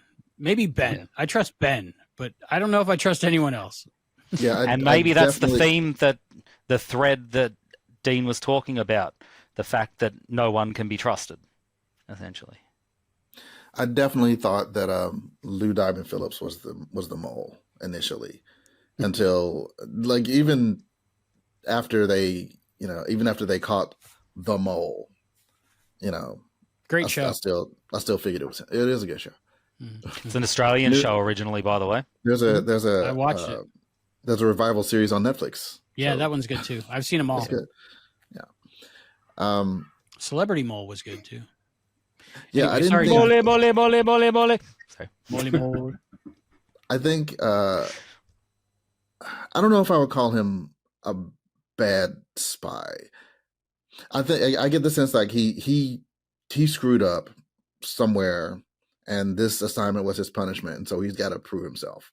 So maybe he's being a little more reckless than he would be normally. It's like I gotta take him now. I gotta get him now. Whereas if he weren't in this demoted position, he might have waited and like the way he was supposed to, and let her get out safely. But yeah, I think again that's why I love Ben's speech. It's like reminding him of the agent that he's supposed to be. And this episode gave me a little bit of Casablanca vibes, a little bit of From Russia with Love vibes. I enjoyed that feeling. It's I don't know what didn't remind me of it visually, but just the feeling of it. Whatever they do to make a feeling, I think they did good. Well, we've come to the point of the episode where everybody has fast forwarded to see the cast interview with 4 of the 5 main cast members. We a couple nights ago got the chance to speak with Raymond Lee, Caitlin Bassett, Nanrisa Lee, and Mason Alexander Park, and it was amazing. I kind of had like a episode halfway through the interview, and because I was just sitting there, and my computer monitor that I do all this on is just a huge TV, and I was watching the people that I watch on TV, but they were talking back to me. So I was kind of like, are they talking back to me, or have I gone too far over the edge? Very Back to the Future too. Yeah. It was weird, but amazing experience. They were so kind. There were some technical difficulties at the beginning, but you'd never know it watching this because all of them were just, it was amazing. I think Caitlin was the one that was actually the one that figured all the tech stuff out. So very cool. Yeah, she should be running Ziggy. I'm saying she got it working. But this is a great conversation we had, and amazing people. Hopefully we get Ernie on in season 3, or if not, season at least 2.5. 2.5. If not, they'll be making another Ghostbusters. So I'm fine with that. It's a good trade-off. I'll take it. The more Ernie Hudson anywhere is the better. So let's go to that interview. It's not really an interview. We're calling it a roundtable, but it's just like hanging out with cool people on TV. And we talk all about season 2 so far. And there might be some hints of what's to come. So let's go to that.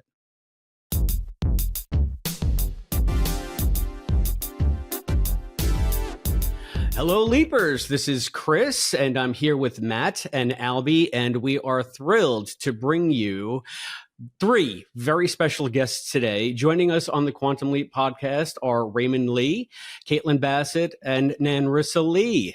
Guys, welcome back to the Quantum Leap podcast. I don't think we've had all of you on since, I think, the premiere of the series. Mm-hmm. Yeah, it's good to be back.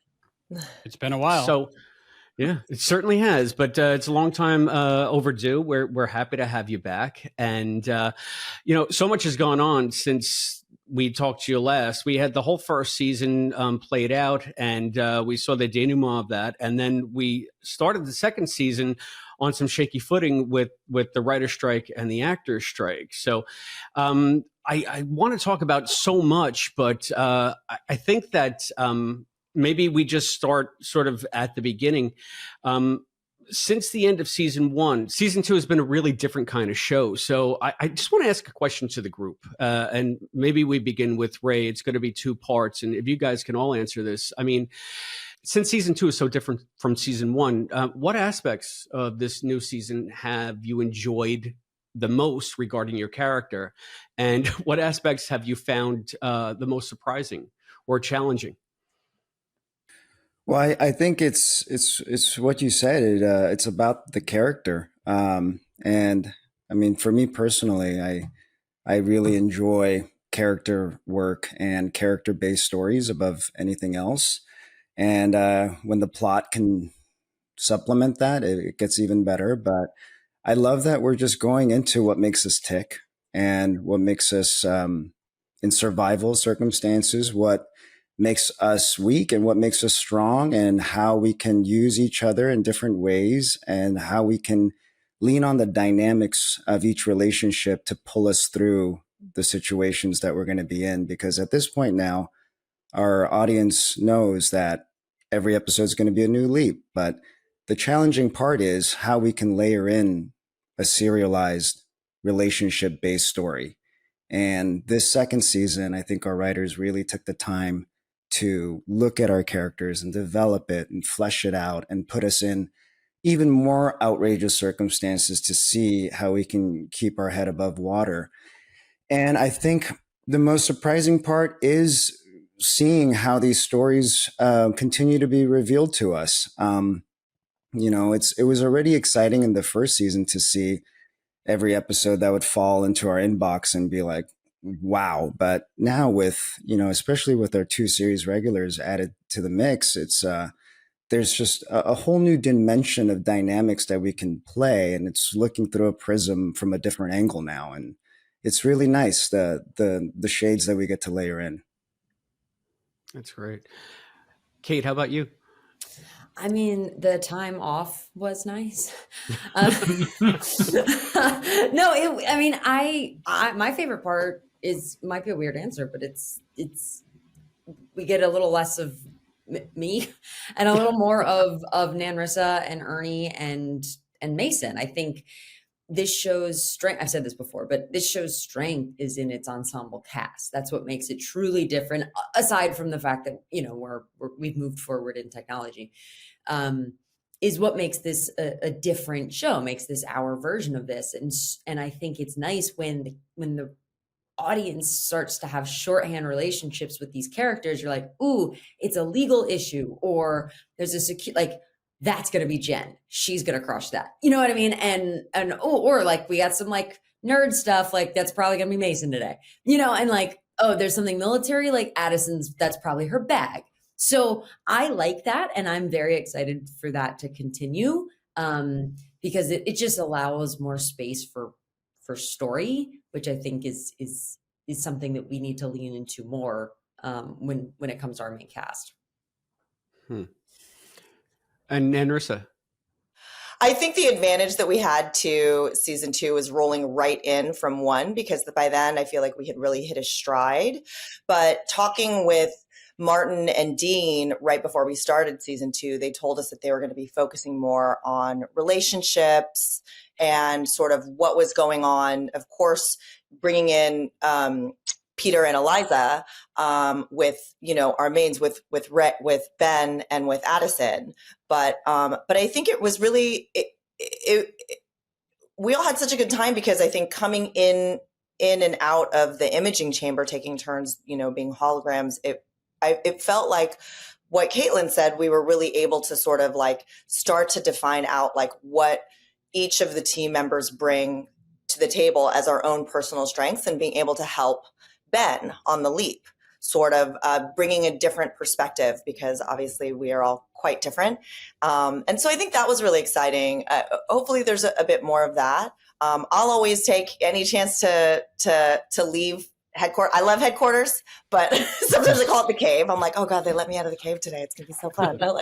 And come and shoot with Ray and meet the guests. And that's always fun, because it was something that we didn't really get to do very much during season 1.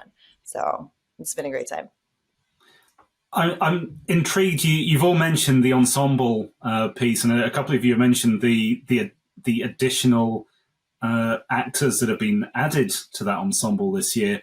Obviously, you guys have been together since the start, very tight-knit group, and you're used to bringing in new guest characters every week. But how did that differ, bringing in Peter and Eliza as new regulars? How did that change the dynamic for you behind the scenes?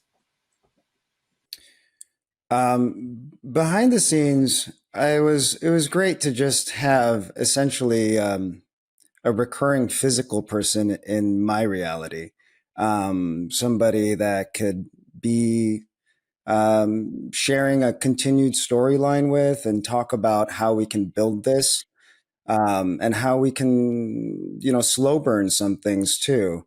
And, you know, Peter and Eliza are both seasoned vets, and they know how to play out a storyline best to create the best. So basically, like when you have a 1 episode guest star, you're really trying to squeeze in an arc really quickly, right? I mean, and for the top of show guests, they have a pretty great journey ahead of them, but it is retained within, you know, 8 scenes or something like that, and you have to really flesh out an arc. But to know the trajectory of a 6-7 episode arc is very different for an actor to navigate. And the fact that you can have those conversations knowing where we should end up is really exciting. And that's a conversation that I didn't get to have in season 1 with our guest stars. And so behind the scenes, that stuff is really exciting to excavate with seasoned actors. Have you had that discussion with both Eliza and with Peter? Because I know you're dealing more with the Ben Hannah stuff primarily, but you did get to do that 1 episode with Peter. I thought you guys were great together. Yeah, thanks. I loved working with Peter. And it's a side of Ben that you don't get to see, which is a jealous Ben, a Ben that is just a little bit, there's resentment there. There's a little bit of anger there, but it's generally just like, you know, you're sleeping with my girl. And to see how petty Ben could be was also really fun too. Also didn't want to make him too petty where it just becomes like, you know, like what is wrong with this guy? But it's fun to toggle that, you know, and to find the good balance. And we had the best writers and producers on set to maintain all of that. But yeah, it was fun working with Peter. You know, he's got a different sensibility. He's got a different tempo to him. There's a gentle softness to him that can really combat Ben in his most volatile moments. And so you see a pretty stark contrast, in my opinion, in the type of person that Addison could be interested in, which is also just a great shade to see what Addison could be interested in, especially with the 3-year gap.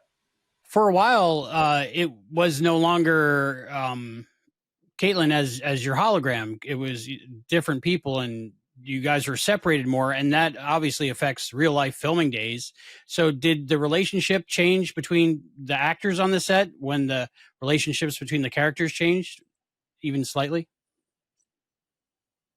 For me, yeah, of course. I mean, I went from having Caitlin nearly every day to having Caitlin like every other day to every 3 days. And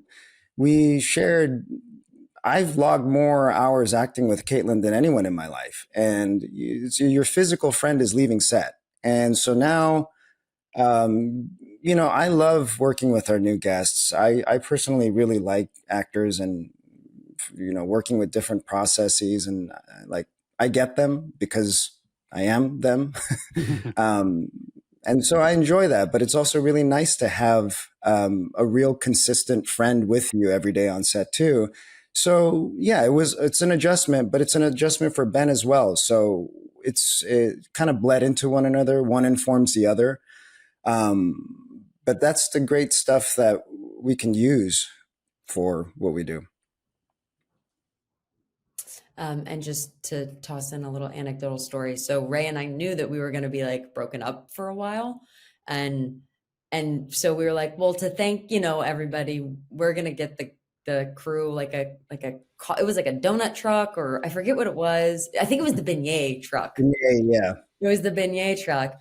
And it's like going to be from Ray and Caitlin. And we've done it a couple times. We tend to split things and send it out for the crew. But Ray scheduled this one, and he scheduled it the day after I left set and was not going to be in the leaps anymore. Not purposeful at all.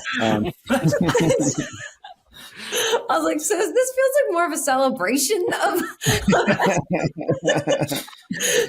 I had them retype the sign just from Ray and Caitlin, just a real tiny print in the bottom. And with a question mark and Caitlin. R.I.P. Yeah, but it was really fun. That was the day. It was the last day. What's his name? Who's in 4? Oh my gosh, I can't believe I'm blanking on his name. Tim Matheson. Yeah, Tim Matheson was on set. It was the last day Tim was on set, and I was like, "All right, Ray, well, bye. I'll see you in a few weeks." And someone just popped in to join us. We have an additional guest. Nice pressure. All right. Welcome. So for those of you listening at home on the podcast feed who can't see the video, we just had the arrival of Mason Alexander Park. Mason, welcome to the Quantum Leap podcast. Thank you so much for joining us. Thank you for having me. I'm so excited to get to pop in mid Don't worry, stream. it was just me talking, which you've never worried about before. No, it's usually Caitlin rambling. Yeah. It would have been weird if I came in when it was like Raymond and Nanrisa. So I'm glad. Yeah, that would have made no sense. So thank you so much for being able to make it, Mason. I know that your time might be limited. I think maybe I'll throw a question to you that I threw to the group at the beginning of the call.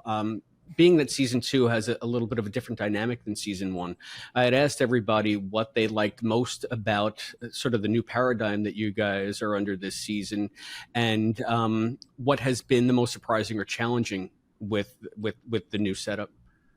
Well, I think that I like the platform that it's sort of given us for further character development for everybody. You know, we're not as tied to our roles this season. We're not as tied to the structure of like the first few episodes, which really had to set up kind of this leap of the week. These are the people's different functions. This is how their anxiety works. Like, and all of that still exists, and all of that still, is useful and carries through season 2. But we have so many more opportunities to go and kind of do these little sidebar one-off adventures, or actually get into the imaging chamber and utilize different aspects of our skill sets in each episode. So I think it gives the audience a nice chance to get to know all of the characters and how they interact with each other a little better, because previous to this season, we really you don't really see anybody except for Caitlin interact with Raymond. So a lot of his recollections or a lot of his relationship to the, you know, the people that are in the headquarters is all based in sort of like talking about them or in memory. And it's really been fun to watch like Ernie actually go in and have, you know, conversations with Ray and for me to be able to do it and Nanrisa. So I think that's my favorite part of this new kind of second chunk of quantum stories. I see. And just to that point, it's a question that I had for all of you. With these increased character relationships that we're seeing in the season that don't necessarily rely on a season-long arc, because I feel like a lot of your interaction hinged on the mystery box of the first season because you always had the reveals and you had to get to the next plot point.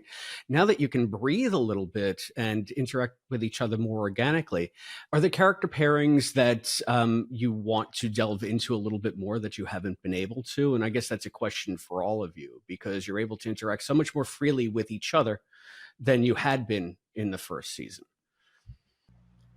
That's a good question.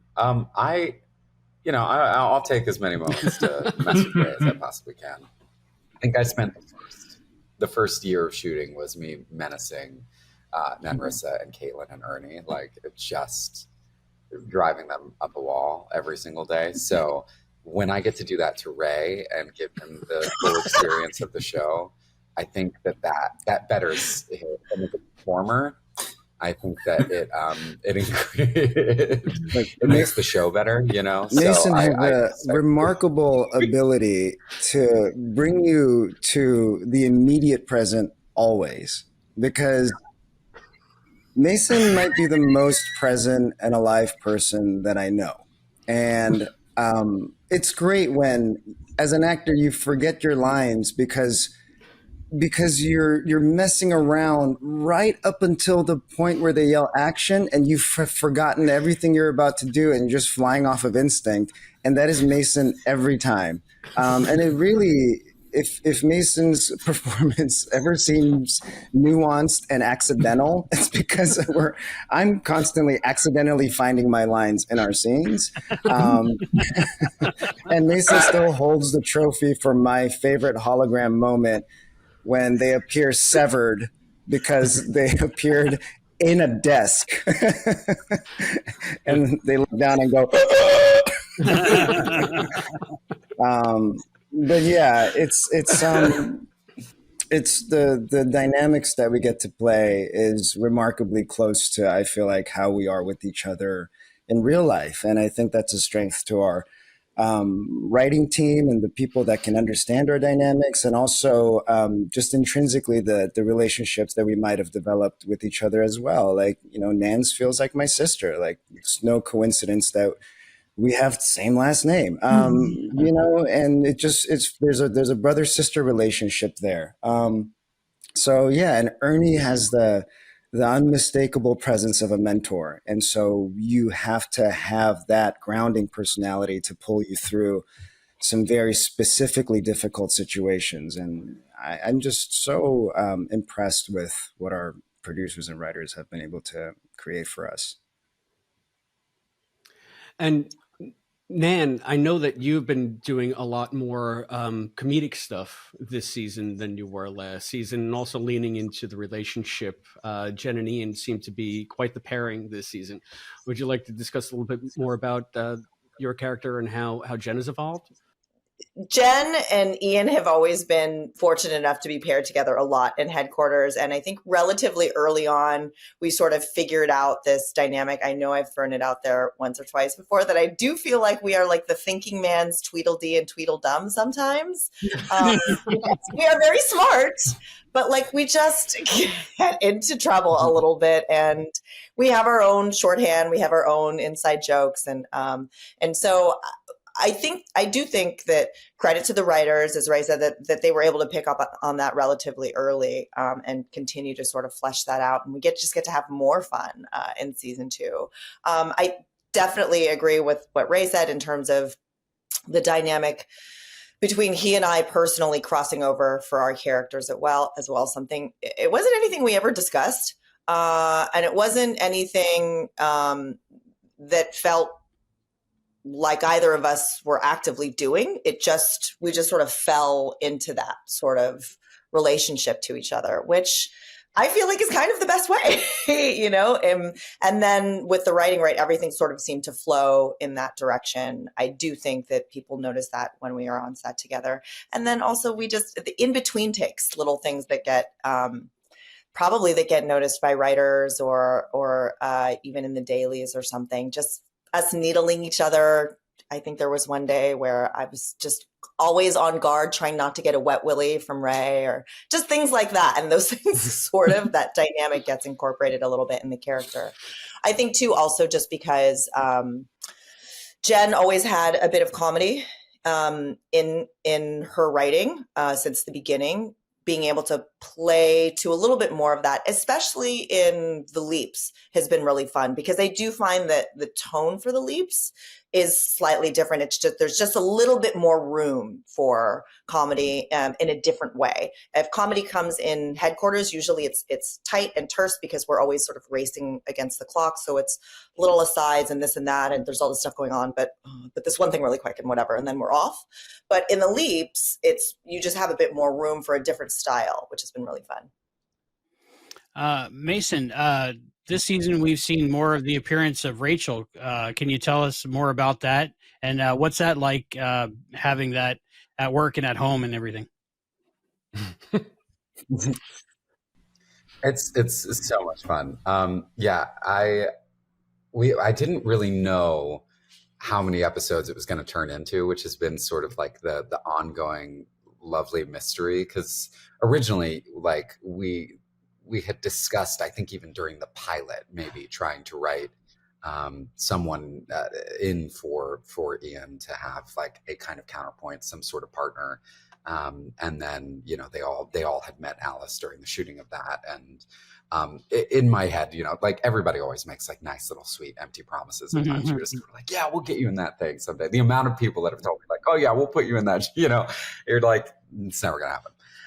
And so like maybe 2 weeks before, or a few weeks before we got close to the episode last year, you know, they sort of brought it up to me again, and they were like, hey, so we're, you know, thinking of writing this character Rachel into blah blah blah blah. And so it was really fun. It was fun to do it. It was, you know, the one episode in that year, it felt like a one-off. And then when they were pitching their idea for season 2 to me of like how it, you know, might shape up, she was a big part of it, and that was super exciting. Like this idea that even after all of that time had passed, that these characters had sort of reconnected and maybe apologized to one another and actively like tried to make things work. Because it's nice for Ian to have, I think, someone to refer to or to utilize that isn't directly involved in the program, mainly because we're all biased. Like we all have such heavy emotional investment in getting Ben back home, no matter what it takes. And I think she's a little more pragmatic and a little more like on the side of what's best for Ian, or on the side of what might be best for, you know, other aspects of the program and the world. And so it's cool. It creates another avenue for really fun storytelling that I'm grateful that I get to work with a scene partner that, you know, I love working with. A question for Nan. Are we going to find out much more about what's happened to Jen over the last 3 years? Because I feel that, to Mason's point, we know how that relationship's gone. We've certainly seen plenty of what's happened with Caitlin's character. When are we going to find out more about the Jen gap? I don't know. I mean, we'll see. I think Jen's got a pretty colorful life outside of the program. But I will say, I think, and I would love to delve into that, and particularly also like if we see some of maybe, you know, something like her past, or if she had sort of dipped back into you know, a little bit of an old lifestyle or something like that. But I think, you know, I'd like to show some, but at the same time, Jen is the kind of person that like, she keeps her cards close to her chest. And I think she's a bit compartmentalized. And I don't know that she really wants as close as they're the closest people to her. I don't know that she wants anybody in her life to know all aspects of her life. So I suspect we'll see, maybe slivers here and there. I don't know if Jen would ever really be willing to expose herself fully to the rest of the team, but maybe. I hope we get to see, some stuff, a little bit of Jen's origin story, or again, perhaps what she had been up to in the 3 years, because we did talk about that a little bit.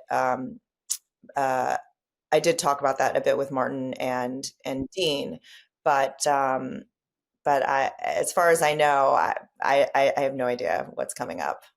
They've probably got it in their back pockets, Exciting. For all of you, what was it like coming back to set after the strike? And just, was it any different, or was it like the next day almost? Maybe Caitlin, start with you. Oh, I think both is the good answer to that. I think it absolutely felt, we all, jumped right back in. We had stayed in contact. Most of the cast had seen each other in, at least a couple of times in the interim, which was really nice. But there were some, key position changes in the crew. And so things did feel different when we got back. But I think everybody was just so overwhelmingly happy to be there that, and like, remember, we did 26 episodes in a row the first time. Like, we went to work and then never left. So we were all pretty smoked by the time we wrapped Nomads. And now, then the world it just really hurt. There's a lot of people hurting. Hollywood hurt a lot.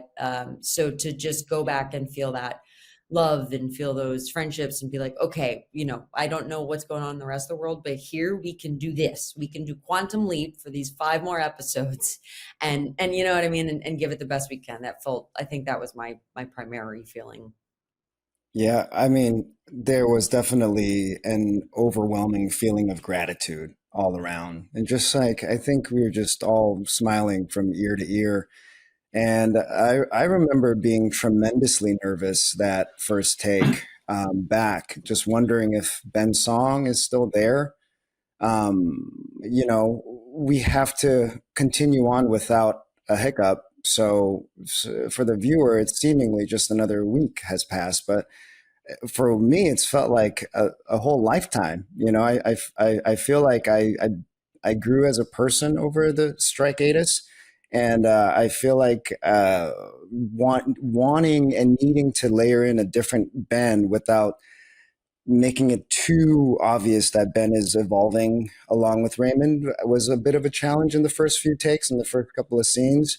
And like Caitlin mentioned, we had some key crew members also swap out. So that was interesting to adjust to. But I couldn't sleep the night before. I think I got like 3 hours of sleep. And then I looked over at Martin, who was there to give a welcome back speech. And he's like, I couldn't sleep. It's like, could you sleep? And I'm like, why were you nervous? And I'm like, you're not in front of the camera. He's like, I don't know. I was just so nervous. He was waiting for anything to go wrong. So yeah, there was but it was a good kind of nerves, like we don't want to fuck it up kind of nerves. And it's great. When you said you couldn't sleep and you looked over and Martin was there. Yeah, we were trying our best. I called him at 11 o'clock to come over so we could spoon and hoping that You're like, nothing worked. Yeah, could you bring over your CBD gummies, Martin? I've got melatonin, warm cup of milk. Nothing I'm works. shipping this right now. This is beautiful. No wonder the show is so good. This is why you're You gotta get the spooning. Spooning with the Garrow. I'll tell you what, Mason in season 3, Ray and Martin are going to be like Bert and Ernie. They're just going to live together. Yeah. Just fully living together. I support it. Agreed. I think it's what's best. That's all for the that show, matters. to be honest. Yeah, you need to be very symbiotic. Sleeping. Physically sleeping with one another. Just sleeping next to each other. In season 2, we have 2 new cast members. Did it ever feel like, did you ever have some insecurities of, oh no, they're adding more people because they don't like me? Because I know everybody has a little bit of insecurity. And was there worries, or was it more of a just a bigger family kind of thing? I think that every day. I do too. So. Every day. Am I getting fired? Do I ever go back in the Leafs? Yeah. Do I die? I don't know. Mm-hmm. But I'm probably isolated there. Ray's like, no, they love me. I mean, I never worked with them. You know, I feel like we had maybe 2 moments with Peter or something. So, I mean, Peter could be the nicest guy on earth. I don't know him. No, Peter's really nice. We've had lunch a few times, like during shoot days. But yeah, like I think I've run into, like, it took me forever to even see what Hannah looked like, because there was just no overlap at all. So I have absolutely no opinion of either of those people. I think they're great.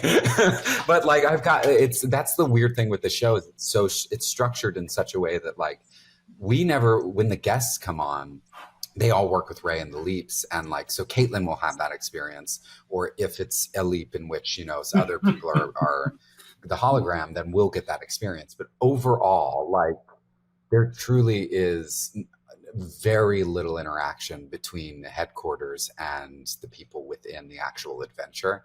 And it feels like a shame at times, because there's so many cool people that come through the show. Like, it is really stacked with so many, like, remarkably talented individuals, people that bring so many different, like, styles and genre to the show, that I wish I had a chance to see more of, like, up close. But I'll be lucky if, like, in the trailer we're passing each other, like, out of hair and makeup, and be like, hey, you know, I remember you from that thing. It's very cool. And that's about it. No, I'm, you know, as we have 5 series regulars on our show, and that's fairly lean compared to the shows that I've been in before. And so adding 2 new characters to kind of ruffle things up, so to speak, it was an exciting prospect for me, especially given the actors they are. I was just, you know, it's always fun to, these are the things that you look forward to as an audience member as well. Like, you know, you read a Deadline article of so-and-so who's joining the cast in so-and-so season, and the first thing that I think of is like, oh, how is this going to, you know, mess things up or make it more exciting? Or I wonder how this can deepen. And, you know, the deeper and more confusing, the better, I say. And our characters have to find our ways out of that puzzle. And, you know, I'm always excited at the prospect of a great new artist joining our team.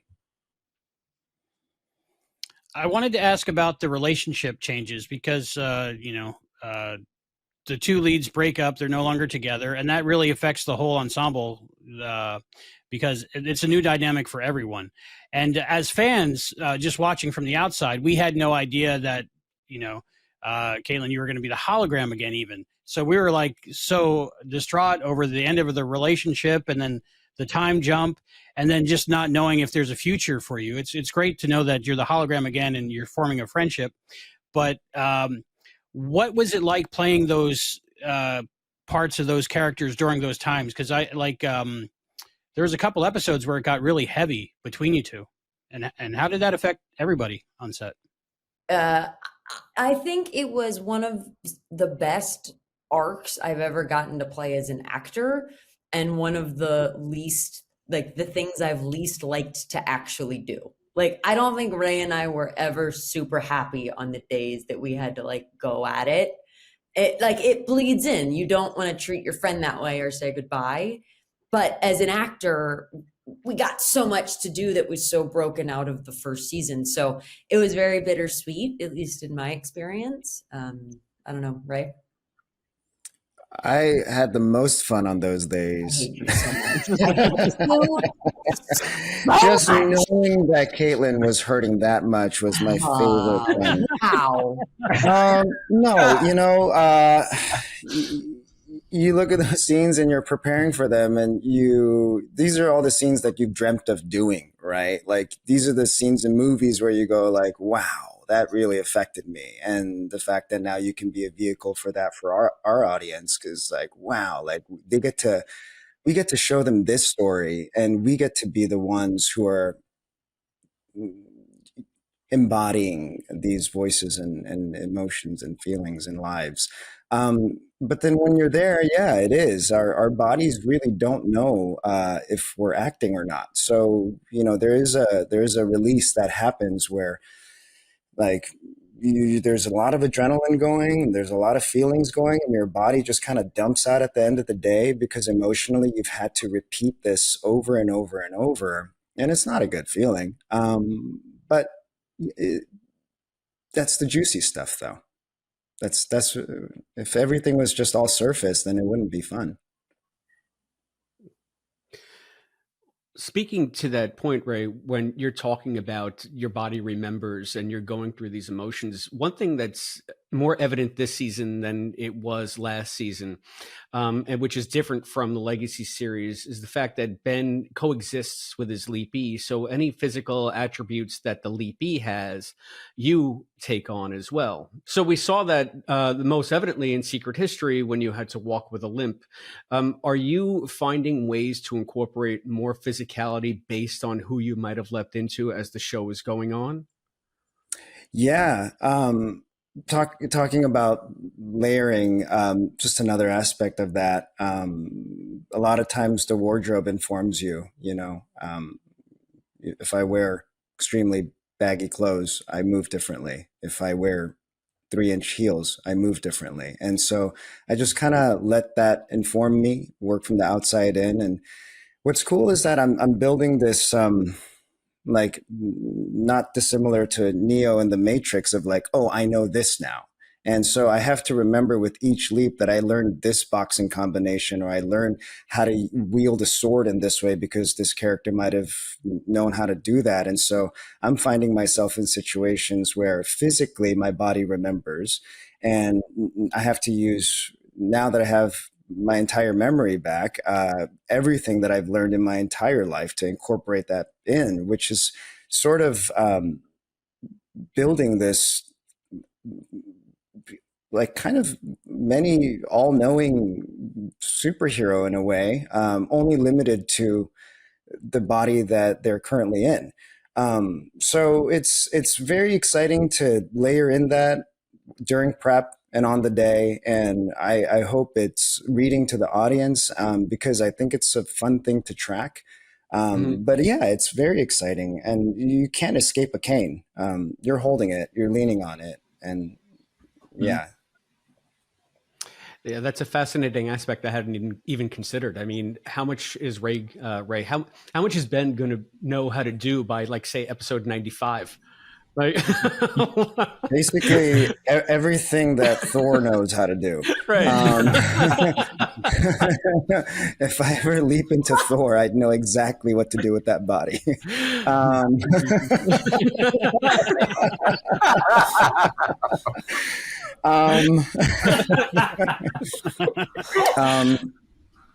I don't even remember your question. That was the answer. That is the whole answer. Yeah. It's an interesting wrinkle. I hadn't considered that you, as the character, would retain a lot of that stuff as you go on, even though you're not in that body anymore. But we did see it in Nomad when you knocked the guard out, when you knocked the spy out that was chasing you. And you did it just like boom with a plum, just boom, boom, boom. He was dead. So that'll be interesting to see how they play with that as the series goes on. Yeah, I hope that it's also something. I mean, it's more for me to track than anybody else, but there was a mention of it that I don't know if we kept that in episode 6, which was meant to be episode 1 of the pilot, as you know. But there was a line where it's like, I'm butchering it, but it's like, I can't possibly run anymore. This body that I'm in, he's not used to this sort of running. And like, that is a fun wrinkle to always work in. So yeah, it's exciting when I get to see that show up on the text and I go, oh, that's fun. Such as the limp. Cool. What was Egypt like? Nuts. And why didn't everybody get to go? Hot. They should have made an excuse for everybody to be there. I'll answer that one. Is it because you weren't I'll take spooning? that one. If you were spooning more, Egypt would have been on the cards. For the record, when we were in Egypt, I do Yeah. believe Mason was either filming Sandman and also in previews for their show on the West End Cabaret. So I think they were doing fine when we were in Egypt. I was fine. I was looking at the pictures and I was like, "This is great. This is nice. I like that." And then that sending little gentle emojis and being very London supportive. spring from down you were in, a little different, Yeah. a little different. Yeah, Egypt looks great. It looks so It was sandy. very dusty, very hot, zero coverage in terms of no trees. So we just had to seek shelter. But I think the real show was not, the camera wasn't pointed towards the real show. If you would have seen our first AD trailer and the Egyptian crew trying to lock down the civilians from keeping them from getting in the shot, that was the real show. It was mayhem. There's a scene where Ben runs through the bazaar and all of them are just actively trying not to get the shopkeepers in the shot because they're wearing ball caps and hoodies. And they're like, that's not period. But these shopkeepers refuse to go back in their stores because, of course, why would they? It's their own store. They can step out if they want to. There you go. There's a picture of our first AD trailer. Doing way more work than we're doing. But yeah, it was completely surreal. Our cast holding was right in front of the Sphinx. And when you're afforded the luxury of getting bored staring at the Sphinx, you know that you're in a very charmed position. Yeah, I knew I'd see, there's Grismer. He's trying to keep it together. Yeah. But yeah, it's a bucket list, and it's two bucket lists at once, getting to do what you love to do while you're getting paid to do it. So it's great. It was great. Yeah, it was amazing. Well, I mean, the episode Nomad has really pointed out that we are having much more, I guess, bolder, more adventurous feeling leaps for season 2. Do we have more of that in store for the final episodes of the season? Yeah. Poor Ray had a rough week. Let's just say that. I have not felt bad for Ray for really no reason at all in my life, but this week he got pretty brutalized. So, you know what? Okay. Is this episode 10? Episode 10? 9. Yes. 9. 9. Well, both. We shot 9 and 10 this week. We swapped. Oh, so half yeah, the but, week was 9, half yeah, the week was yeah. Just so we know what to look out for with this. Yeah. Yeah. If it wasn't already going obvious. 10. And by 10. we, I mean, yeah, the writers are going for it. So when we see you brutalized on screen, Ray, I'll just think of Caitlin laughing and laughing and laughing. It'll be great. As you should. That's exactly what I was doing. You know it's a bad day when half of the producers come on set and go, "We're so sorry." Are you okay? Did you get a cuddle off Martin? Yeah, that's no cuddles for him that day. He's falling asleep on his own.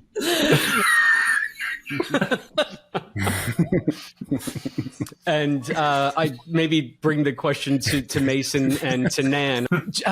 Nan had said that you guys had fun being able to step out of the cave, so to speak, because now you're able to go in as a hologram.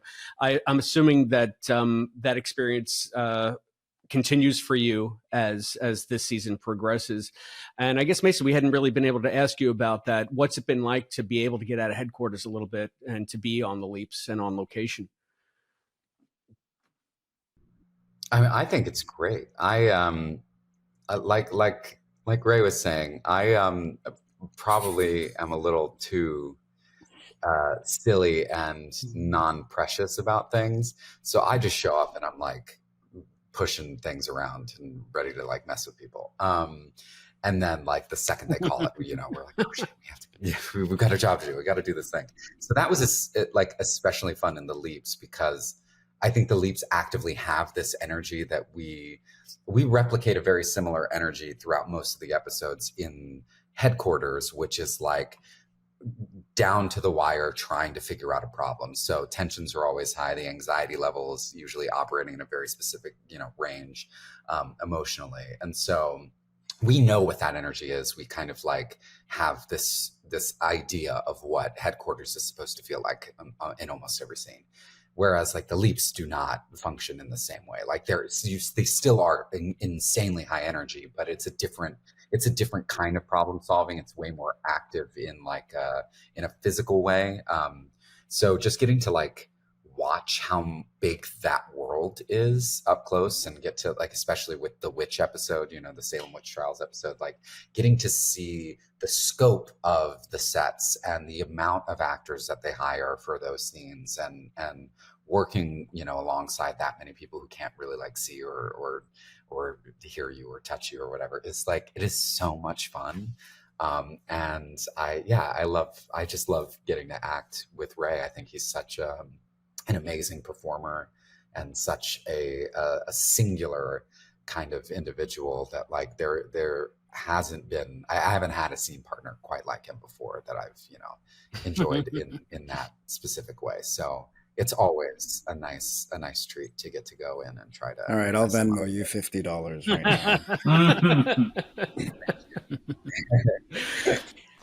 now. Could you give us a little bit of hint of the upcoming 5 episodes without spoiling anything, but just a little bit to tease us of what we might be looking forward to?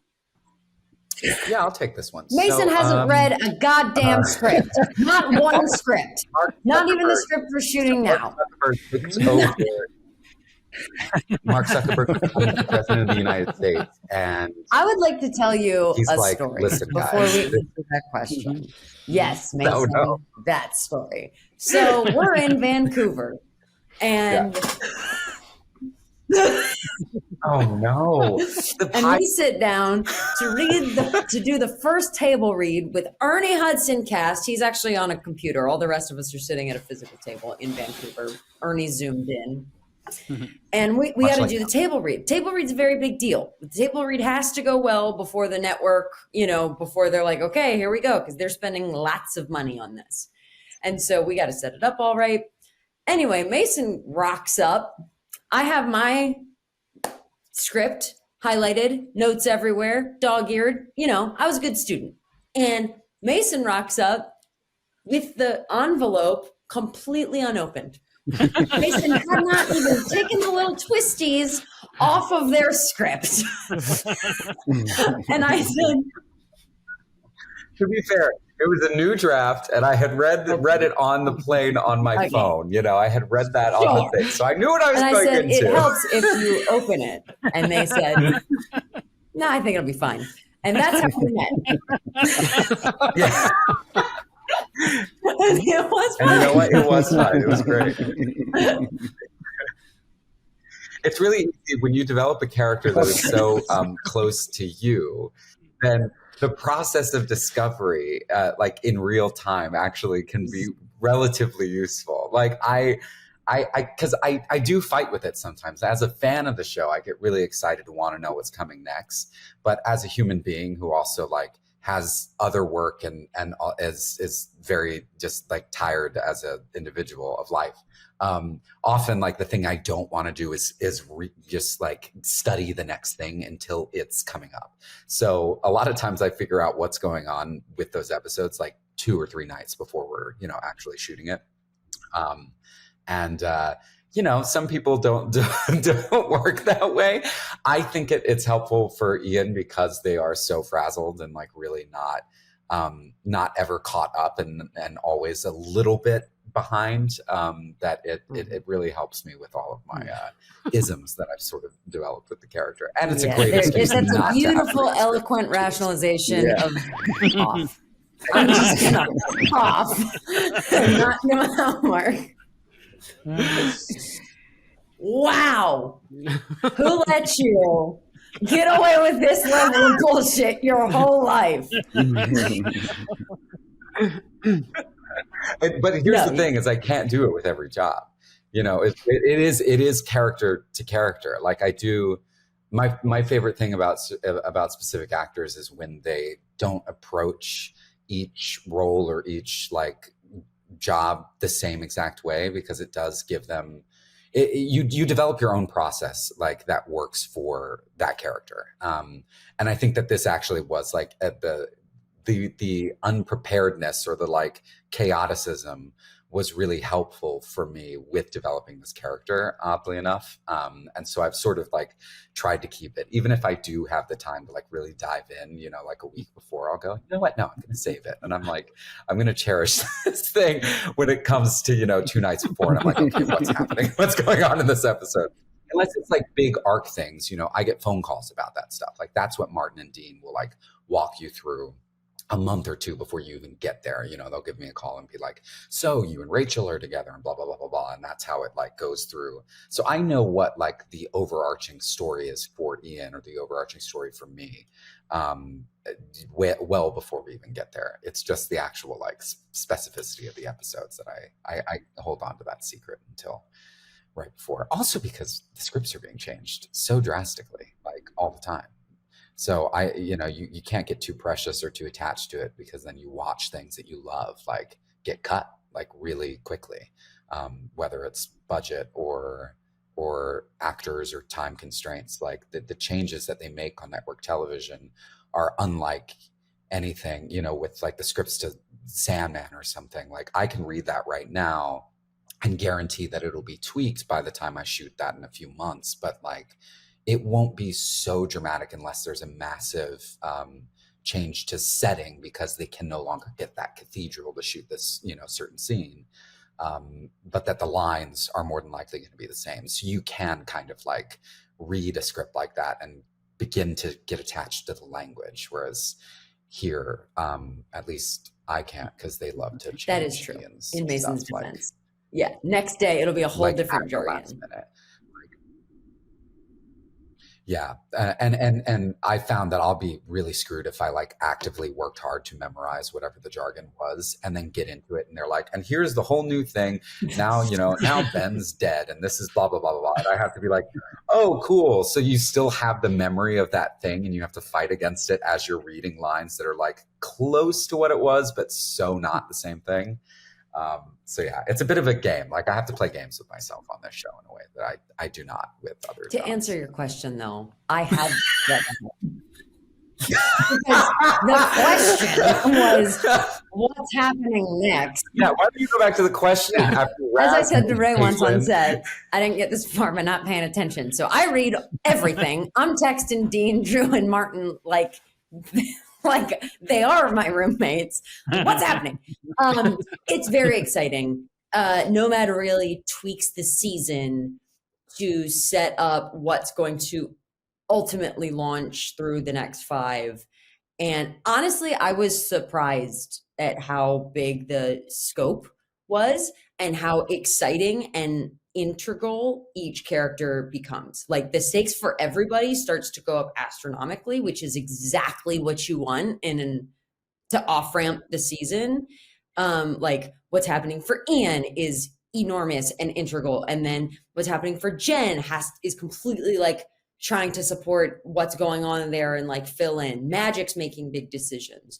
Obviously, there's other things going on in our interpersonal relationships. So what I'm just floored by is how they've married the size and scope of things like Nomad, big Egypt, big adventures, big exciting leaps with like, they have not sacrificed at all the leverage and character arcs of everybody else. So I think you guys are going to be actually really excited. I'm really pumped about it.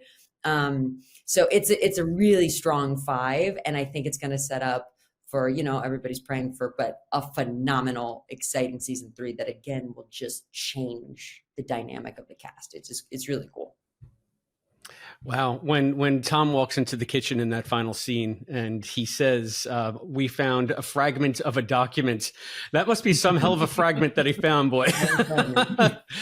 That's, yeah. I cannot wait to see how all of this plays out. I'm jealous of all of you that you know, or at least you know some. Mason, you don't know that much. Most but of you know. You will. Most of you know.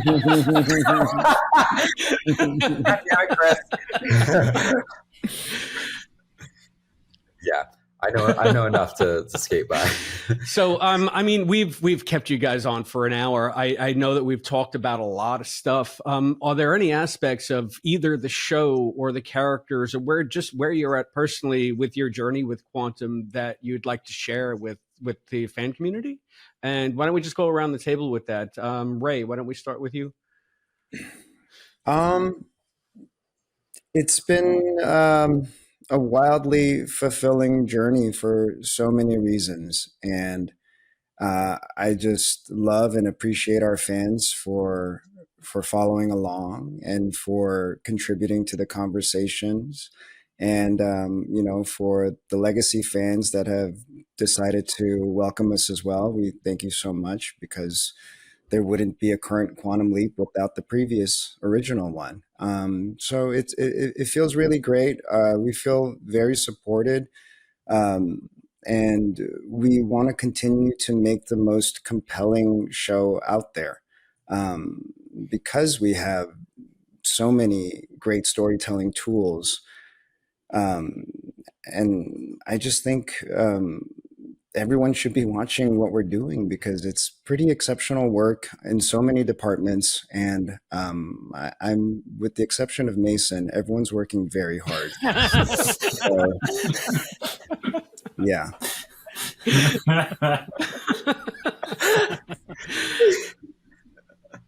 Ray, you have no idea. My back hurts from having to carry you everywhere. I'm working hard, honey. I am working hard. My quads are just insane. Well, how about you, Mason? Is there any aspect of Ian's character that you'd like to see evolve, or any messages for the Leapers out there that are listening? Yeah, I love being on a part of this community. Like, I love being a part of the show and a part of the fabric of the show, because it's something that is literally like beamed into people's households. And I've found such a magic with network television and the way that its access gives you an opportunity to like create a different experience of the world for people. It reaches a demographic of people that like often you don't have the opportunity to reach. And so I'm forever grateful that I get to be a part of a show like this that's on NBC, that, and streaming on Peacock, but that literally shows up in people's homes, and that they make it like a ritual to sit down and watch, with their loved ones every week, because like it's magical. It's a kind of magical opportunity to really like teach people about empathy, and to show them things that they might not necessarily have access to, because this show gets to tell so many different kinds of stories in a weekly format that like I can't think of many things like it. It's 100 shows, but it's just one episode of those shows, back to back to back. And so you really can give people like a relatively unique experience of the world in these really like micro segments. And I'll never forget that. I'll never forget the feeling of like couples in their 60s coming up to me in the airport telling me that like Ian's their favorite character, and that they have like a non-binary grandchild that they couldn't really communicate with clearly before, didn't necessarily have the understanding of, but because they've had more access and more like it's been more part of the vernacular of their weekly entertainment, they now like can approach their family member with so much more understanding and empathy and interest, and be less dismissive of certain things that I think like if you don't see it represented, if you don't see certain things represented in massive media, like it is easy to kind of dismiss it as a smaller portion of the world, or of a smaller demographic of the world, when in the reality is it's just like there are so many leaps and bounds that the entertainment industry needs to make when it comes to inclusion and representation, that like this show just naturally kind of blew out of the water with the cast that it put together. It put like some of the funniest, warmest, smartest people in a room, and we all just happen to look different and be of different ages and of different, you know, backgrounds and races and identities. And like, it's so cool because this cast like looks like the world that I'm legitimately a part of. Like, it looks like the people I see every day. And it's not like this glistening, you know, perfect version of like what we think, you know, humanity should look like. Like, this is what humanity looks like, which is what Quantum Leap is all about. So thank you to everyone who's, you know, tunes in weekly and is a part of this and a part of our lives, because a show like this does have the capacity to change lives, I think. I think for Jen, I just like to see, I'm just hoping for just more opportunities to sort of flesh out the relationships between her and the people she loves. I think spending a little more time with Ben would be fun because I think now that she's done it, you know, the first time she went into a leap, she was very reticent. And she felt like she didn't have a place there. But after that, I think, you know, she had 1, then 2 under her belt. And now I feel like you have an opportunity to see your friend. You know, you're going to want to see your friend. And so I feel like that would be fun. I think it would also be fun to see a little bit more of either what she's been up to in the last 3 years, or maybe some of the past choices that she's made in her life before she found the team. Maybe because, again, she broke a lot of laws and perhaps hung around a lot of people that are very different from her life now. I wonder if there's any repercussions from that. And to people who watch the show, just thanks for watching. And just I really appreciate it. And I hope you enjoy the rest of season 2, because I think we have some pretty fun, explosive stuff coming up. Cool. And to hologram number 1, Caitlin, why don't you bring us home? And while answering the question, feel free to give Ray and Mason as much shit as you want. I just want to show with Nanrisa because she's nice and smart and does her homework. So truthfully, I think, I mean, I'll take a more technical TV side answer to this question, because I think everybody just really summed it up beautifully about what it feels like to be on this show and what the show can mean to people. But I think the show is doing something incredibly unique, right? Like, so we took a show that was already a bit of a unique bird, the original Quantum Leap, that had a very specific setup. And we took that setup and we expanded on it. But we did it in a way that honored and brought the old show with us and tried to bring as many of the original fans as we could. And I think we've accomplished that mission to a great extent, which has brought everybody on the screen an immense amount of joy. But then what's happened that is even special, I think more special, is then we took that expanded concept and we just kept going. We said, well, what else can this show do then? What can a cast of 5 core characters do? What happens if you break the mold? If you take the original hologram leaper and you break them apart and you start to have to use people differently? What happens in the real world when somebody has to contend with something this big? And then where are we in television, and what kind of breadth can we actually take a network show, by the way, and go to Egypt? I mean, there's not a lot of captains that could take us here, and Martin Garrow is one of them, right? So, and then to know that basically episode 8 is like a gear shift change in season 2 that will explode throughout the rest of the season. Just, I mean, 9, 10, 11, 12, 13 are just enormous in breadth, in character. And then where it's going to leave us, I mean, it just sets up a brand new, almost not show, but new chapter and new breakage and new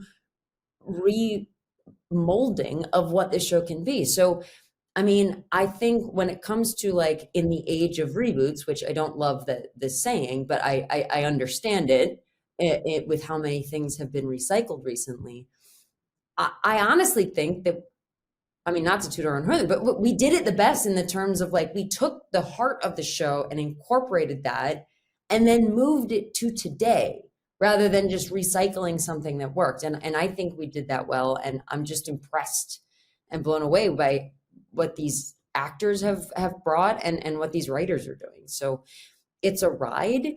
You can't expect the same thing day to day outside of like fun relationships and a fun leap, but everything else, no promises. Like it will change, which is cool, I think.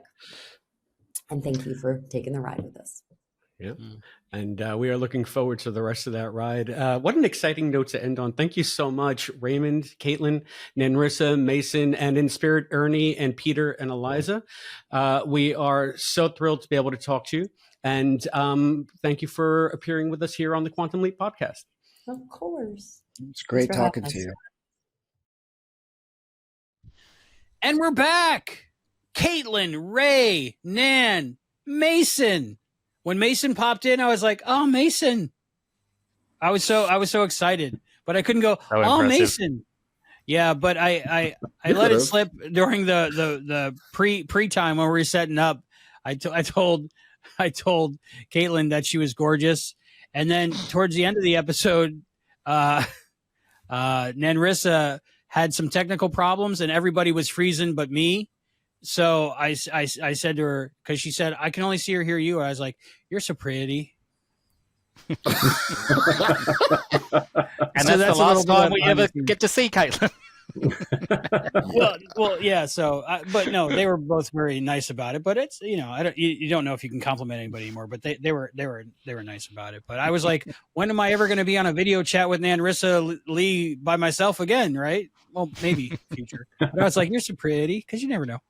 Anyway, that was amazing. Oh my goodness, we learned so much, and it's gonna be a good back, not half, but third, I guess. I doff my hat to you, Albie. It was great. Me, Matt, and Chris just had a good old time there. It doesn't get much better than that, like for podcasts, right? Just to have most of the cast on. To be fair, you probably could have said you're so pretty to any of those people. They're all pretty. Yeah, they're all pretty. The last time I was hitting on Raymond, but he's got a wife and kid, I think. So, Soccer has a goalie. He just said thank you. So I'm sure they get it all the time. They walk down the street and they go, "You're gorgeous. You're pretty. Thank you." I have a question. Yeah. And apologies if you guys have discussed this on the show before, but they're saying the accelerator is doing this. The accelerator is sending Ben this. The accelerator is matching up Hannah with Ben, and I feel like they're saying the accelerator, where on a previous show they would have said Ziggy, they mentioned Ziggy, but they're not saying that they're saying Ziggy basically as like a program, but not necessarily. Yeah, to me it seems like they're using the accelerator as God, time, fate, whatever in the original series, instead of just saying that. Because in the original series, Ziggy wasn't in charge of anything.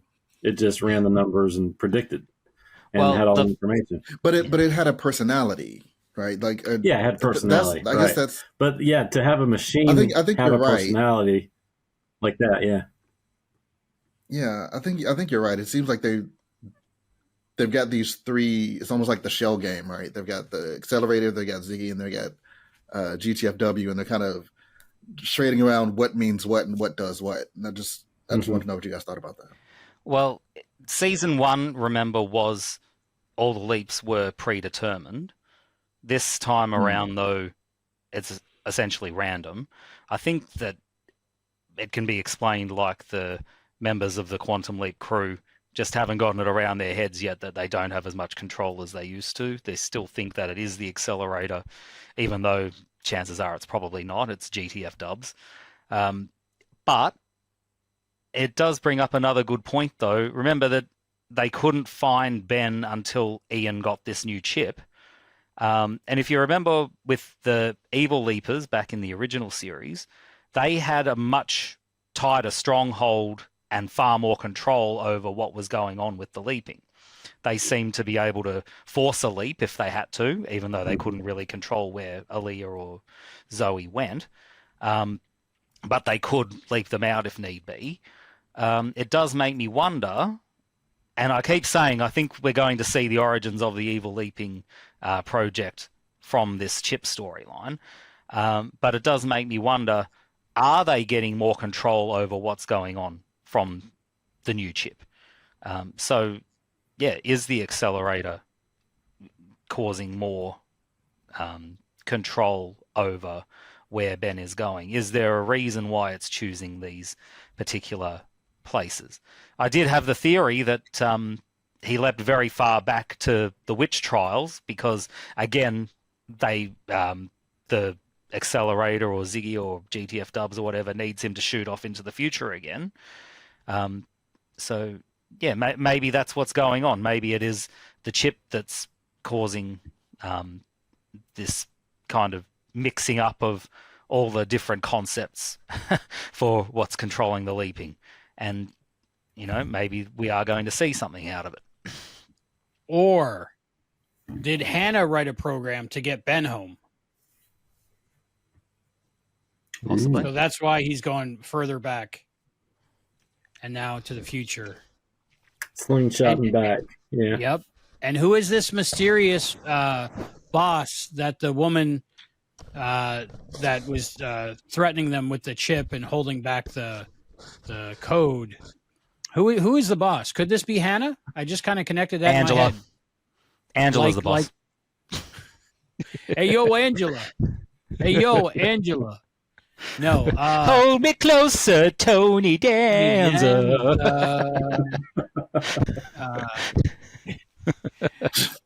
I picture a very old Hannah on like life support in this mansion all by herself, and she's the one pulling the strings with this chip.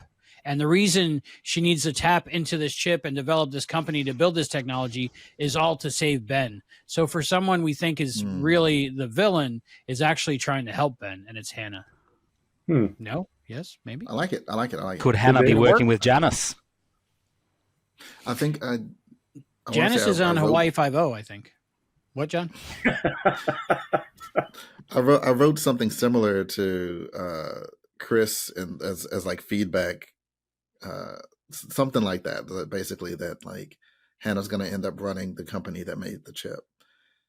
And I can't remember, was it during one of the interviews or somebody's theory that like maybe it was with one of the writers. I don't remember I can't remember if this actually happened or if I just thought this happened.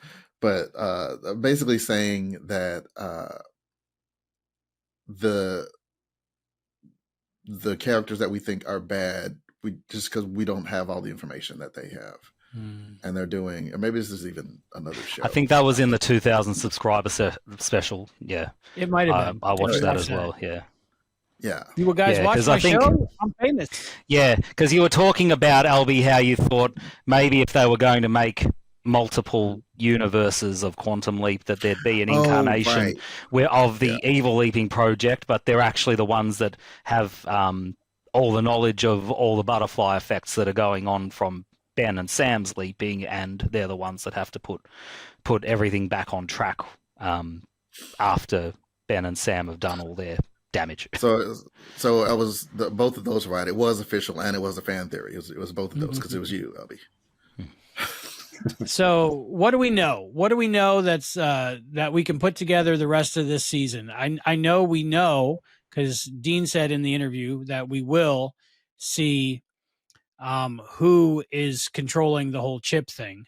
So we'll see the boss, Angela, probably. She better have some puffy sleeves. It's Mona, let's be honest.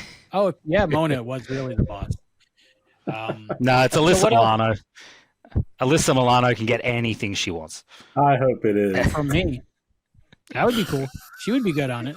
She would be good on it. So what else do we know? We know that in the cast interview, they said that they were filming episode 9 and 10 at the same time. So that tells me it's kind of like a either two-parter or at least a connecting storyline. And that might maybe they're just trying to save some time, because they have had a lot of time off, and they do need to kind of hurry to get them out on time now because of the strike. So yeah. And you probably save money by doing that too anyway, filming 2 at a time. And Ray said the producers were coming up to him one by one and apologizing for what they were doing to him in this episode. But we don't know what it is. I couldn't get out. It's the stiletto heels. They finally put him in some.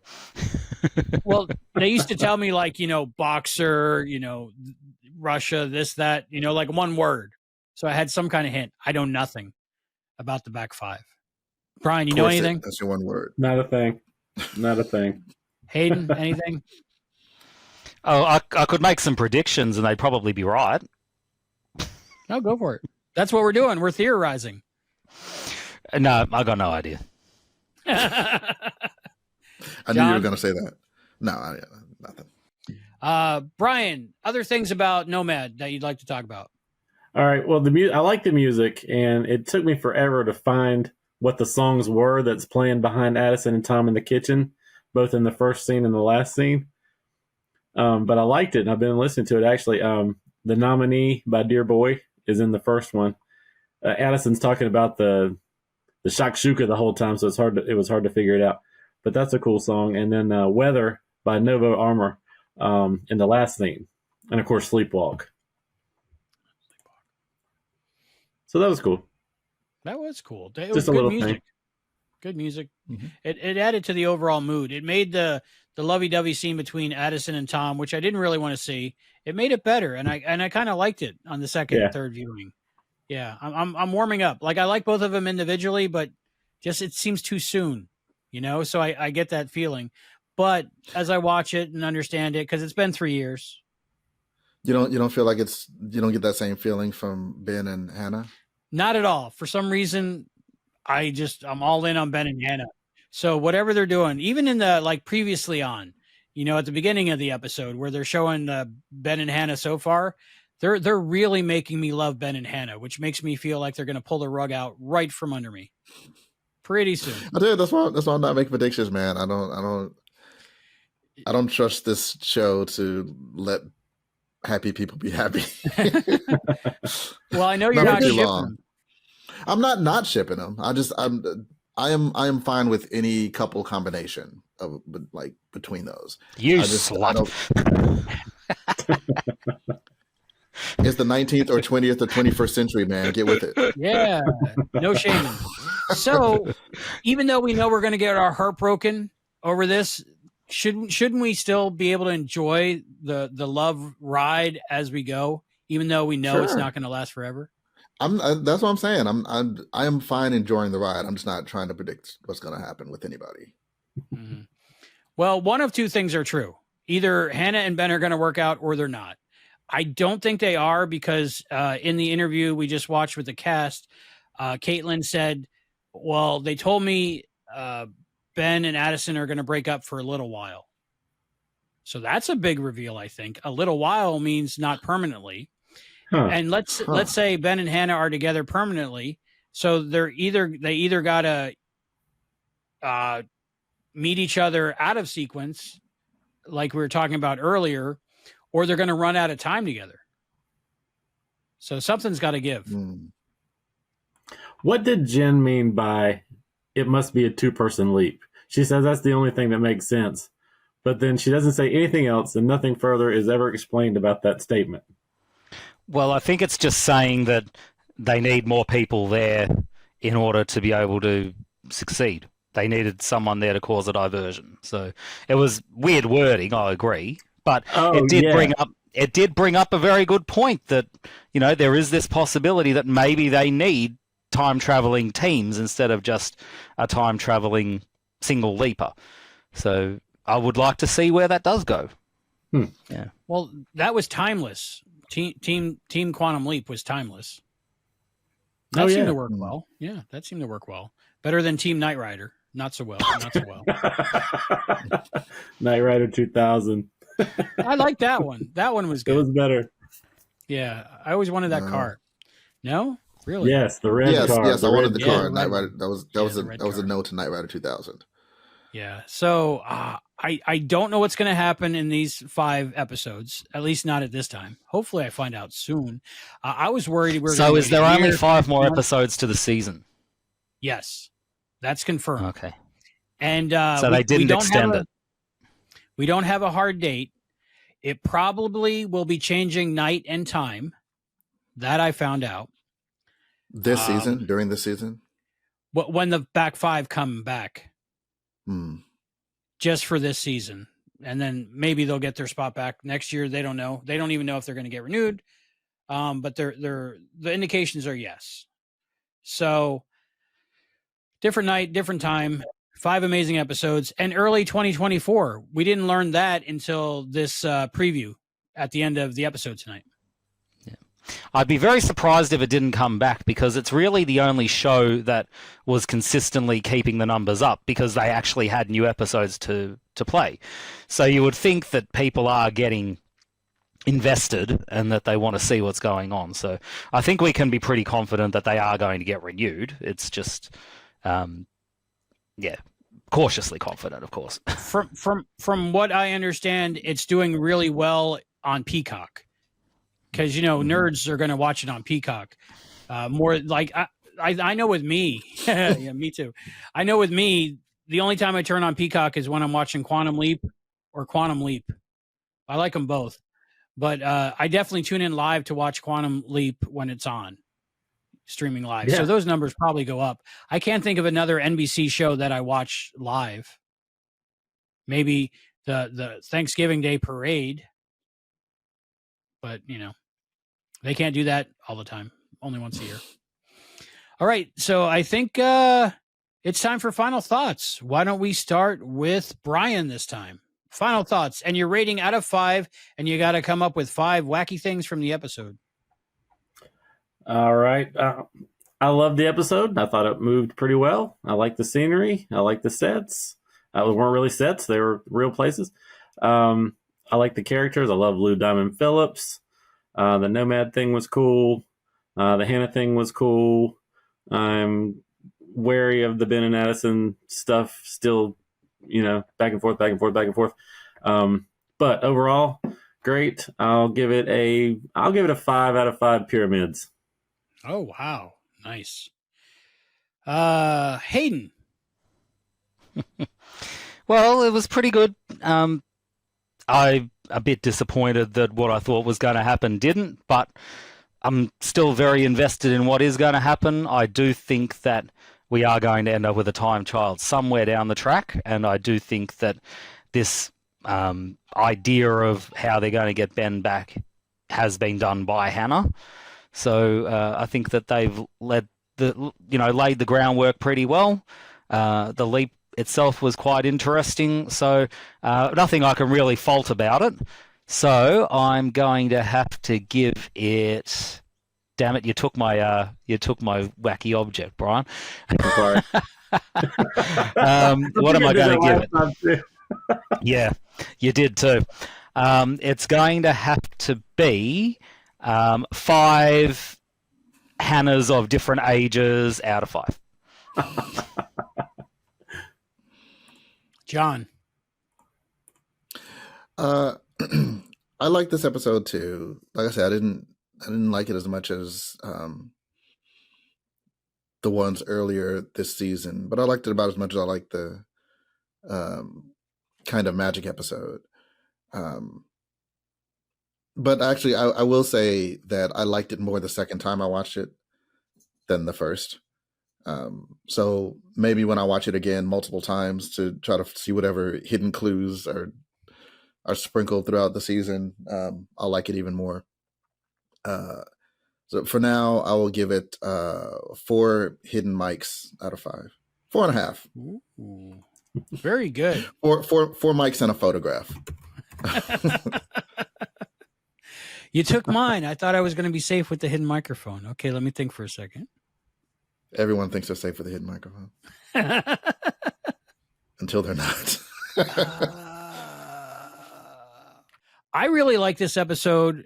For me, this season is really good. The episodes are getting better. I love the Ben and Hannah stuff. Love it. I love the whole the Anna, the director of photography, beautiful episode.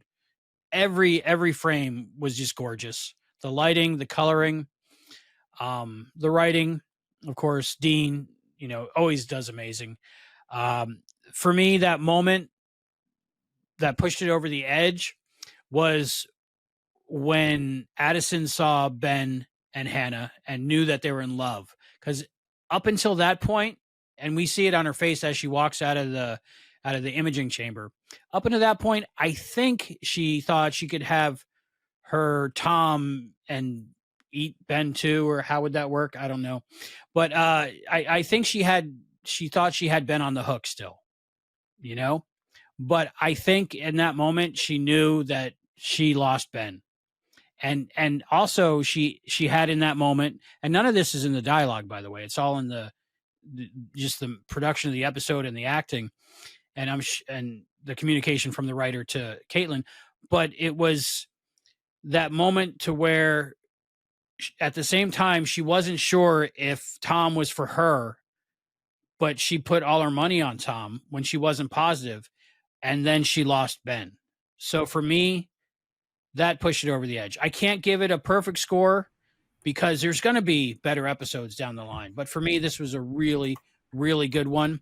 I'm going to give it 8.7 falling wallets. What, out of 5? Out of 5, yeah. But it's not getting the full 10 out of 5. That I'm saving. I mean, we gotta meet we got to meet Ben's mom. We got to, go home for Thanksgiving yet. I got a lot more crying to do in this series. So we'll see. But, I mean, 2 thumbs up, 8.7. Falling Wallets. Loved it. Great job by everybody this first half of the season. And I just can't wait for the next 5. And early 2024. Speaking of, let's go to that preview. Things have changed. We can bring him home. I have seen things unlike anything you can imagine. I can't believe this. Quantum Leap returns in early 2024 on NBC and Peacock. Stuff is exploding. People are kissing. Ernie Hudson's talking. I'm in. Are you guys excited for the rest of the season? Early 2024? Yeah. That's not that far away. Yeah. I'll tell you, I don't actually watch previews, so I don't know what just happened. You guys were discussing a spoiler thing. I took my headphones down. He muted his headphones. Yes. Closed his eyes. Flew away with his reindeer antlers. Yeah. My kids hate going to the movies with me because I do that exactly. I do the same thing during the trailers. Next Marvel movie, la la la la la la la. See, you just got to do what my dad does. He refuses to go on time. He'll always go 20 minutes late because he hates the ads and the previews. So smart. No, because he always waits too long and misses the start of the movie too. Not smart. Yeah, it's only 15 minutes here, so you can time it perfect. It's a delicate gamble. Yeah. No, the last movie I went to, it was 25 minutes of ads. I couldn't believe it. We went to see the new Trolls movie just this past weekend, and good. it was good. There was some glitch in the Matrix. Whatever in their system, and so they just kept running commercials, and it it was almost an hour. It was 40 minutes of commercials. We got our money back, but they did show trolled you. They did. Yeah. I can't believe I didn't think of that joke myself. How could you have stayed there that long just watching the ads? Didn't anyone think to go up and tell them that there was something wrong? No, we did. They did. We knew that there was something. We weren't just sitting there, but they're like, yeah, we're working on it. When I went to see, it's all computerized now. When I went to see Killers of the Flower Moon in IMAX, it started, but like the first 10 minutes, it was Oppenheimer. And I had seen Oppenheimer in IMAX, but I was thinking, is Killers of the Flower Moon a sequel, or is it in the same universe as Oppenheimer? Because this looks a lot like Oppenheimer.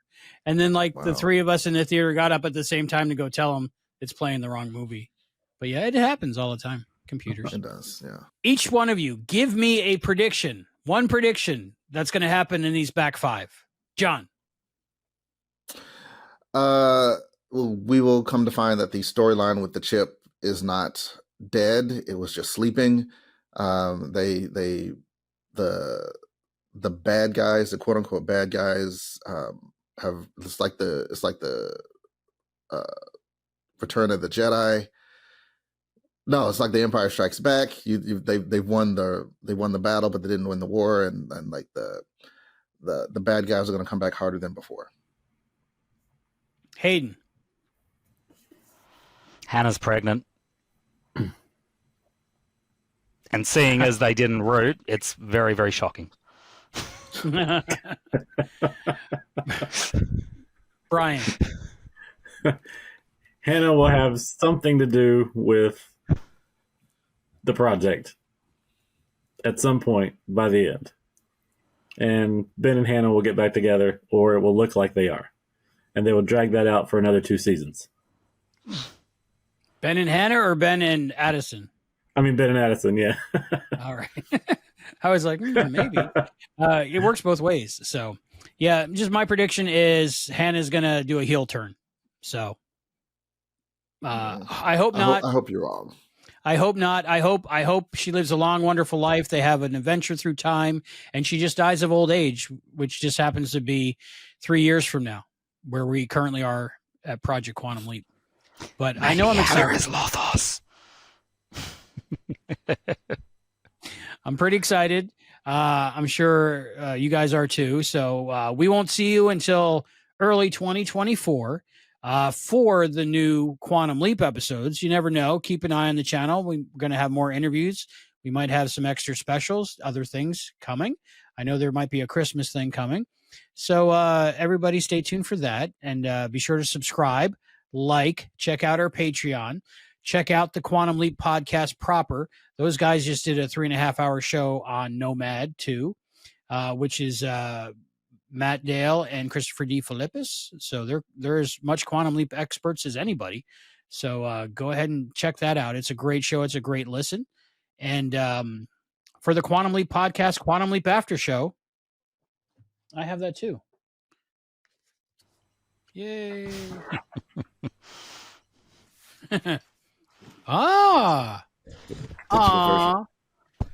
That's good. For the Quantum Leap for the Quantum Leap podcast, Quantum Leap After Show. Thanks for joining us for this part of season 2. I'm Albie. I'm John. I'm Brian from Al's Place. And I'm Hayden from Hayden's Place.